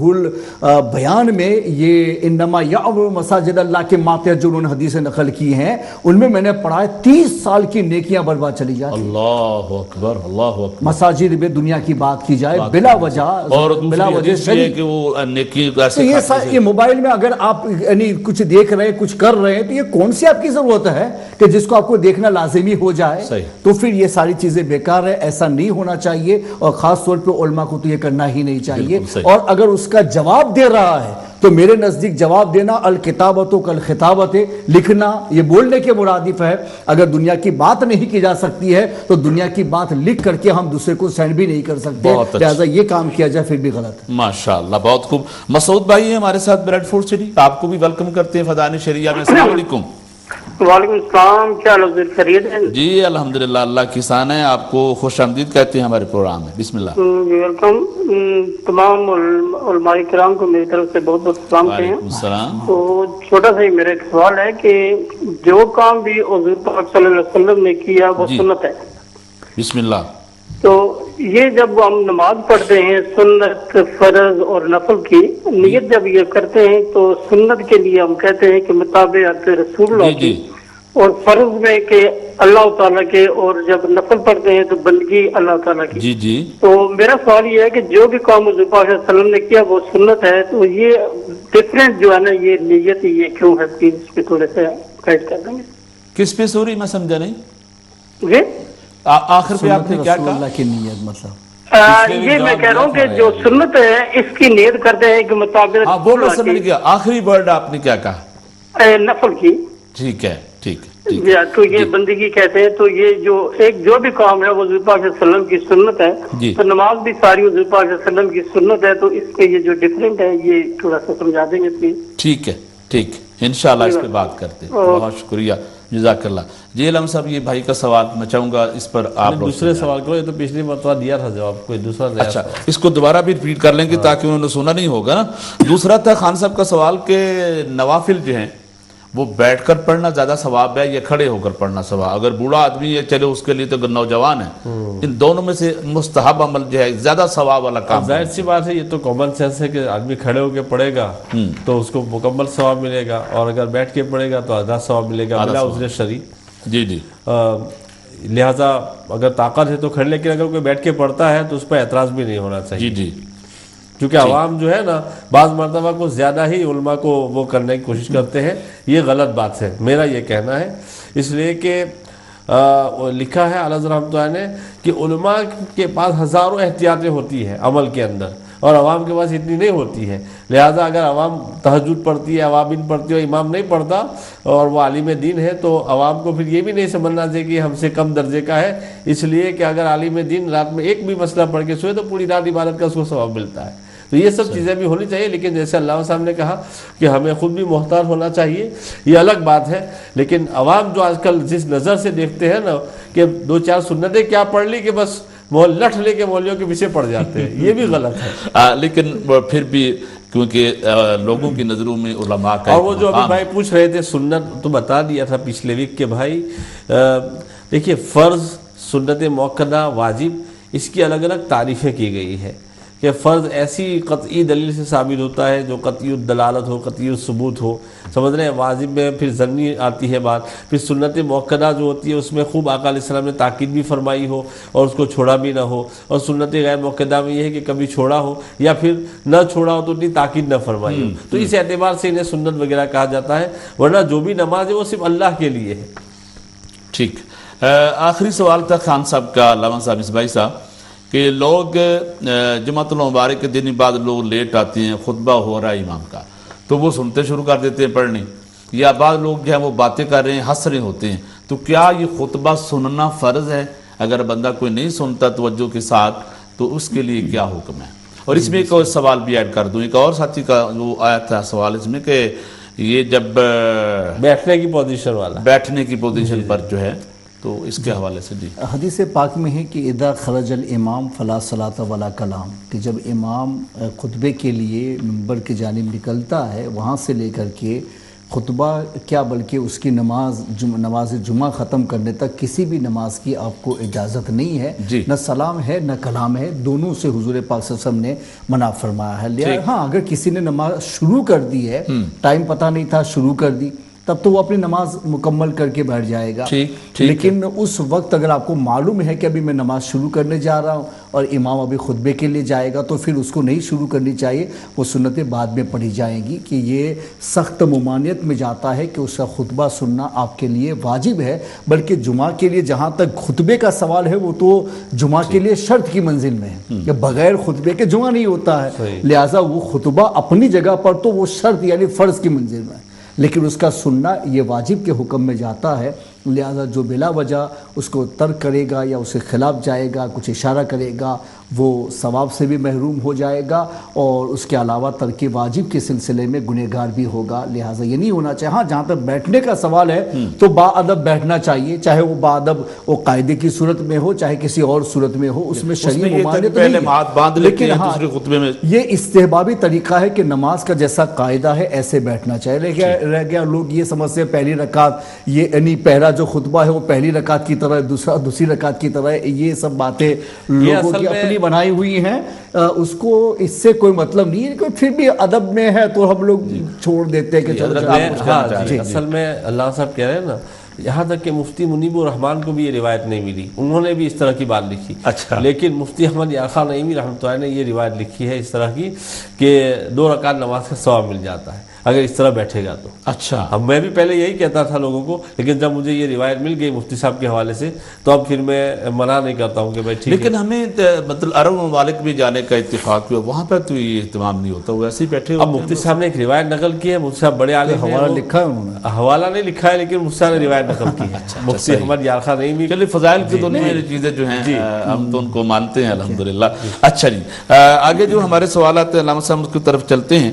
ہمارے بھائی نے کاشف بھائی نے اسکاٹ سے سوال کیا تھا کہ وہ کام پہ جاتے ہیں اور ان کی اپنی مسجد جو ہے وہ 5-6 مائل کے فاصلے پر ہے. اب وہ رستے میں ان کی اگر نماز پڑھنا چاہتے ہیں تو دوسرے مسئلے کی مسجد آ گئی، کیا ان کو وہاں پہ نماز، یہاں بھی تو وہ سوال آ جائیں گے، کیا وہ اس امام کے پیچھے نماز پڑھ سکتا ہے؟ اس کا عقیدہ درست نہیں، یا اس کو اکیلے اس مسجد میں نماز پڑھ سکتا ہے یا غیر مسجد میں نماز نہیں پڑھی جا سکتی؟ دیکھیے ایسا ہے کہ پچھلے یا اس سے اگلے پروگرام میں علامہ یونس صاحب نے حوالوں سے بتا دیا تھا کہ بھائی جو بد عقیدہ ہے وہ تو دور کی بات ہے، جو فاسق ہے اس کے پیچھے نماز نہیں ہوتی. بالکل ٹھیک ہے، سمجھ رہے ہیں. اگر اکیلے پڑھ سکتا ہے وہاں، وہی میں عرض کرنے جا رہا ہوں ابھی. جو فاسق ہو اس امام کے پیچھے نہ پڑھے، علماء نے فرمایا اکیلے وہ نماز پڑھ لے. تو پھر یہ تو بد عقیدہ ہے. بد عقیدہ کے پیچھے کیسے نماز ہو سکتی ہے؟ بالکل صحیح نہیں. جی جی. اور اس کو چاہیے کہ جہاں وہ کام کر رہا ہے وہاں اکیلے نماز پڑھ لے، یعنی مسجد اتنی دور پر ہے کہ اس کو اذان کی آواز نہیں سنائی دیتی تو وہ اکیلے نماز پڑھ لے، اس کو جماعت چھوڑنے کا گناہ نہیں ہوگا۔ سبحان اللہ، بہت اچھے، ماشاءاللہ، بڑا پیارا علامہ صاحب نے اس کا جواب ارشاد فرمایا ہے، اور نماز خطبہ کے حوالے سے جو سوالات تھے وہ بھی الحمدللہ اس کے جواب بھی آگے۔ جو کیا نا وہ خان صاحب جو لندن والے خان صاحب نا، وہ خان صاحب کی آپ کی وساطت سے دو میری گزارش ہے۔ بسم اللہ۔ بہت پیار اور محبت کے ساتھ مجھے ایسا لگتا ہے، میں نے ان کو کبھی دیکھا نہیں، میں نے ان کی ملاقات نہیں کی ہے، لیکن میں نے یہ محسوس کیا ہے کہ خان صاحب کتابیں بہت پڑھتے ہیں، ایسا مجھے لگ رہا ہے، اور مختلف کتابوں کا مطالعہ کرتے ہیں۔ خان صاحب میں آپ سے گزارش کرنا چاہتا ہوں کہ ہمارے علماء کرام نے یہ فرمایا کہ بخاری شریف میں العلم بالتعلم، علم جو ہے سیکھنے سے آتا ہے، یعنی اساتذہ کی بارگاہ میں بیٹھنے سے حدیثیں سمجھ میں آتی ہے، اور دوسری چیزیں ہیں، جیسے آپ پوچھ رہے تھے کہ دو نمازیں جمع کیوں نہیں کر سکتے، کیا یہ وہ یہاں کے لوگوں کے، تو اس پر آپ فتاوی رضویہ میں اعلیٰ حضرت رحمۃ اللہ کا ایک رسالہ پڑھ لیں کہ دو نمازوں کو جمع کرنا فقہ حنفی کے اندر کیوں منع ہے، تو آپ پر واضح ہو جائے گا۔ تو میں آپ سے گزارش کرنا چاہتا ہوں کہ آپ حدیث کی کتابیں پڑھیں، لیکن اہل سنت والجماعت کی علماء کی جو شروحات ہیں ان کے ساتھ پڑھا کریں، اور اسی طریقے سے ہر مسلک کی کتاب آپ نہ پڑھیں، ہم خود نہیں پڑھتے ہیں اس لیے کہ اتنا علم چاہیے کہ آدمی غلط و صحیح میں فرق کر سکے، ورنہ پھر ہوتا کیا ہے، آدمی بھٹک جاتا ہے اور کسی ایک راہ کو متعین نہیں کر پاتا۔ آپ کی گفتگو سے میں نے یہ اخذ کیا ہے کہ آپ مختلف کتابیں پڑھتے ہیں اور فیصلہ نہیں کر پاتے ہیں، تو جب آدمی فیصلہ نہ کر پائے تو اسے صرف اہل سنت جماعت کی کتابیں پڑھنی چاہیے۔ یہ میں آپ کو بطور پیار کے اور محبت کے کہہ رہا ہوں تاکہ آپ کی ہماری آخرت بچی رہے۔ ماشاءاللہ، بہت خوب، بہت خوب۔ علامہ صاحب ایک سوال آیا ہے کہ ہمارے وہ بھائی جو جمعۃ الباری یا کسی اور نماز میں نماز پڑھتے ہیں، تو جیسے امام صاحب نے سلام پھیرا تو وہ اٹھ کے کھڑے ہو کے سنتے شروع کر دیتے ہیں، تو وہ لوگ جو بیٹھ کے بھی دعا مانگ رہے ہوتے ہیں، تو انہوں نے اگر کسی لوگوں میں سے کسی نے جانا ہو تو وہ رستے میں رکاوٹ بن گئے پیچھے کھڑے ہو کے، تو ایسے لوگوں کے لیے کیا حکم ہے؟ وہ کہیں کونے میں نماز پڑھے یا وہیں پڑھیں، یا جو ابھی جانے والے ہیں وہ بھی نماز پڑھ کے جائیں؟ جی بسم اللہ الرحمن الرحیم۔ اس میں یہ ہے کہ اولاً تو آپ کو پتہ ہی ہے کہ بھائی دوسرے لوگ جانے والے ہیں یا کم سے کم سنتوں کے لیے جگہ کو تبدیل کریں گے، تو ایسی صورت میں آپ کو اتنا تیزی کے ساتھ نماز بھی شروع نہیں کرنا چاہیے کہ کسی جانے والے کے لیے پرابلم آ سکے۔ ہاں اگر وہاں پیلرز وغیرہ ہیں تو اس کا سہارا لے لے، یا کوئی چیئر وغیرہ رکھی ہوئی ہے تو اپنے سامنے اس چیئر کو رکھ لے تاکہ دوسرے کے لیے پریشانی نہ ہو۔ مگر پھر بھی ہمارے علماء نے بتایا کہ اگر کسی نے ایسی نماز شروع کر دی اور آپ کو جانا ہے تو پچھلی صف والا آگے والے صف میں اگر وہ بیٹھے ہوئے ہیں تو ان کی یہاں سے کراس ہو کر کے چلا جائے، تو جو آگے والے جو بیٹھے ہیں وہ پیچھے والے کے لیے سترا بن جائیں گے، تو اس طریقے سے کیا جا سکتا ہے۔ پھر بھی اگر کوئی آدمی آپ کے ہی پیچھے ہے اور آپ کو بڑی ایمرجنسی ہے کہ آپ کو جانا ہی ہے، تو ایسی صورت میں ادھر والا کوئی آدمی ہونا تو اس کو بلا کر کے اس کے سامنے کھڑا کر دیں، اس کے بعد آپ ہٹ جائیں، اور اس کے بعد وہ آدمی جدھر سے آیا ادھر ہٹ جائے، تو اس کے لیے کوئی پریشانی نہیں ہے۔ تو یہ اس کے لیے بھی آسانی ہوگی، آپ کے لیے آسانی، کہ جدھر سے وہ نکل رہا ہے نا اس جانب سے آدمی کو بلائے کہ اس کے سامنے کھڑے ہو جاؤ، پھر یہ ادھر سے نکل گیا پھر اس سے کہے کہ بھائی تم نکل جاؤ، تو چونکہ یہ پاس ہونا نہیں ہوا، اپنی جانب سے نکلنا ہو۔ اگر بندہ نماز پڑھ رہا ہے تو اگر دوسرے بندے نے کوئی وہاں پہ کوئی چیز آگے رکھنے والی نہیں ہے تو اس سلسلے میں مطلب اس کو کیا کرے؟ انتظار کرے اس کے نمازی کی نماز ختم کرنے تک، یا ایسے؟ ہم نے جو وہاں پہ سعودی میں جانے کے اتفاق کے بعد وہ کہتے ہیں کم از کم 3 صفوں کا فاصلہ ہو تو آپ جا سکتے ہیں۔ نہیں، وہ بڑی مساجد جیسے کعبۃ اللہ میں جو مسجد حرام ہے کہ وہ بڑی مساجد میں شمار ہوتی ہے، ایسے کوئی کتنی جامع مسجد ایسی بنی ہوتی ہے بہت بڑی مساجد میں شمار ہوتی ہیں، تو اس میں یہ حکم ہے کہ آدمی جہاں سجدے کی جگہ پر دیکھتا ہے اور اس کی نگاہ جہاں تک پھیلتی ہے، اس کو بتایا گیا تقریباً 3 میٹر تک وہ ہر جانب اس کی نگاہ جاتی ہے، تو اس کے اوور اگر وہ جاتا ہے تو پھر اس کو جانے کی بغیر سترے کی بھی اجازت ہوتی ہے۔ لیکن جو چھوٹی مساجد ہیں تو اور عام طور پہ ہمارے یہاں سب چھوٹی مساجد ہی مانی جاتی ہے، تو اس کی آخر صف اور پہلی صف یہ دونوں اتصال میں ایک ہی مانی جاتی ہیں، لہٰذا وہاں شریعت میں یہ پرمیشن نہیں ہے کہ آپ کسی کے آگے سے گزر سکتے۔ علامہ صاحب، نظام الدین صاحب کی طرف آتا ہوں، ایک سوال آیا ہمارے پاس آف ایئر آیا کہ ایک ہمارے بھائی نے اپنی محترمہ کے لیے پوچھا کہ وہ تہجد کی نماز پڑھتی ہیں، الحمدللہ بہت خوشی ہوتی ہے ہمیں ایسی بہنوں کو سن کر جو دین کی پابندی کرتی ہیں نمازوں کی، تو وہ کہتے ہیں کہ تہجد کی نماز کے لیے سونا ضروری ہے؟ بسم اللہ الرحمن الرحیم۔ مجھے یاد پڑتا ہے کہ میں نے کسی چینل پہ کسی عالم دین کو سنا تھا کہ وہ عوام کو یہ کہہ رہے تھے کہ تہجد کی نماز کے لیے سونا شرط نہیں ہے۔ اچھا، یہ انہوں نے، اگر وہ حنفی ہیں اور یقیناً وہ حنفی تھے، تو انہوں نے یہ بات غلط بتائی ہے۔ فتاوی شامی میں نے خود دیکھا ہے، اس کے بارے میں تحقیق کی ہے۔ علامہ شامی رحمۃ اللہ لکھا ہے کہ تہجد اسی وقت مانی جائے گی جب جو ہے عشاء کے فرض پڑھنے کے بعد آدمی سو جائے۔ اگر عشاء کے فرض پڑھنے کے بعد، جس کو اونگنا کہتے ہیں، یعنی تھوڑی سی نیند آ جائے، اگر نہیں سوتا ہے تو اس کو صلاۃ اللیل تو کہہ سکتے ہیں، لیکن اس کو صلاۃ التہجد نہیں کہہ سکتے۔ اچھا حضرت، آپ جیسے علماء سے سنا ہے کہ حضور سیدنا غوث پاک نے 40 سال عشاء کی نماز جو ہے عشاء کے وضو سے فجر کی نماز پڑھی ہے، تو ظاہر ہے سونے سے تو پھر وضو تو ٹوٹ جاتے ہیں، تو پھر غوث پاک تو سوئے نہیں ہوں گے، جاگتے رہے، تو پھر تہجد کا ان کے بارے میں کیا ہم کہیں گے؟ ہاں، غوث پاک کا وضو جو ہے نا سونے سے ٹوٹتا ہی نہیں تھا۔ اچھا، ہاں، اعلی حضرت نے فتح رضیہ میں لکھا ہے، علامہ عبدالعلی رحمۃ اللہ نے ارکان اسلام میں کتاب لکھی ہے، انہوں نے لکھا ہے کہ نبی پاک صلی اللہ علیہ وسلم کا یہ معجزہ کہ آپ کا سونے سے وضو نہیں ٹوٹتا تھا، اور غوث پاک کو اللہ تعالیٰ نے نبی پاک علیہ السلام کے معجزے سے یہ کرامت عطا فرمائی کہ ان کے دل پر ایسے انوار و تجلیات ہر وقت وارد ہوتے تھے کہ ان کا دل بیدار رہتا تھا۔ اور وضو ٹوٹنے کا جو سبب ہوتا ہے، نیند ویسے ناقض وضو نہیں ہے قاری صاحب، نیند ناقض وضو نہیں ہے، وہ تو خروج ریح جو ہے اس کا سبب ہے، اس لیے ناقض وضو ہے۔ تو جس بندے کو معلوم ہو کہ میرے ایسا کوئی معاملہ ہوا نہیں ہے، اس کا وضو کیا ٹوٹے گا؟ تو غوث پاک کا وضو نہیں ٹوٹتا تھا۔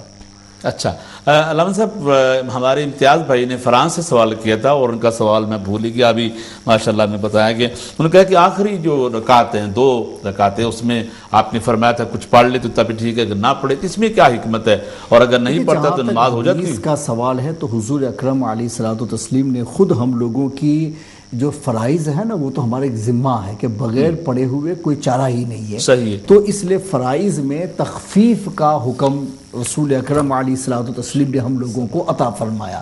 باقی جو سنتیں ہیں وہ ان کے تو درجات اپنی جگہ پر ہیں، فرائض تو چھوڑے ہی نہیں جا سکتے، اس لیے اس میں تخفیف کا جو حکم آیا ہے کہ پہلے 2 میں قرات کر لی جائے تو آخر 2 کی قرات آپ کی چوائس پہ چلی جاتی ہے۔ تو یہ تخفیف کا حکم ہماری سہولت کے لیے، اگر اس میں اگر آپ سب کچھ پڑھنا چاہیں تو ہمارے علماء نے اس کی بھی اجازت عطا فرمائی ہے، اور یہ حکم جو ہے وہ اللہ اور رسول کی طرف سے ایک عطیہ ہی سمجھیے ہم لوگوں کے لیے کہ ہم لوگوں کی تخفیف کا فرض نمازوں کے اندر اتنا زیادہ خیال فرما گیا ہے کہ ہم آسانی کے ساتھ ان فرائض کو ادا کر لے جائیں۔ اور سنتوں کے بارے میں کیا حکم ہے علامہ صاحب؟ فرائض کا تو حضرت نے بتا دیا، سنت میں تو پڑھنا ہی پڑھنا ہے نا، سنت میں کہا علامہ صاحب نے، ایون سنت غیر مقدمہ بھی وہ سورت کو ملانا واجب ہے۔ ہاں، وہ ایک سوال رہ جائے گا، وہ خاتون نے پوچھا تھا کہ سفر میں سنتیں پڑھنا کیا ہے، تو اس کے بارے میں علماء نے فرمایا کہ اگر حالت قرار نہیں ہے بلکہ روا روی ہے تو سنتیں معاف ہو جاتی ہیں۔ ٹھیک، صحیح، ماشاءاللہ، بہت پیارا۔ میں نے جو سنتوں پر پوچھا تاکہ اس کی وضاحت ہو جائے، کچھ یہ لوگ سمجھے کہ سنتوں میں بھی نہ پڑھے تو کام چلے گا، تو الحمدللہ دونوں سوالوں کا جو ہے وضاحت ہوگی بڑی خوبصورتی کے ساتھ۔ ناظرین کرام، آج کا پروگرام اپنے حسن اختتام کو پہنچا، اور علامہ مصباحی صاحب نے، علامہ نظام الدین صاحب نے الحمدللہ قرآن و حدیث کی روشنی میں آپ لوگوں کے مدلل سوالوں کے الحمدللہ جواب ارشاد فرمائے۔ میرے خیال میں کسی ہمارے بھائی کا، بہن کا کوئی سوال باقی نہیں رہا۔ مجھے بہت خوشی ہوتی ہے فضائل شرعیہ کا پروگرام کہ آپ لوگوں کے لیے پروگرام ہوتا ہے، آپ لوگ اس میں شامل ہوں گے تو آپ لوگوں کا فائدہ ہوگا، وگرنہ علماء کو تو مسائل کا الحمدللہ آپ جانتے ہیں، یہ پڑھانے والے لوگ ہیں، مدرس لوگ ہیں، لہذا یہ پروگرام آپ لوگوں کے لیے ہوتا ہے، اس لیے آپ لوگ ضرور سوالات لے کر آیا کریں۔ آپ کے ایک سوال پوچھنے سے لاکھوں لوگوں کو فائدہ ہو جائے گا، تو الحمدللہ آپ کو ثواب بھی ملے گا، اور ہمیں یہاں علماء کرام کو آنے کا اللہ پاک اجر بھی عطا فرماتا ہے الحمدللہ۔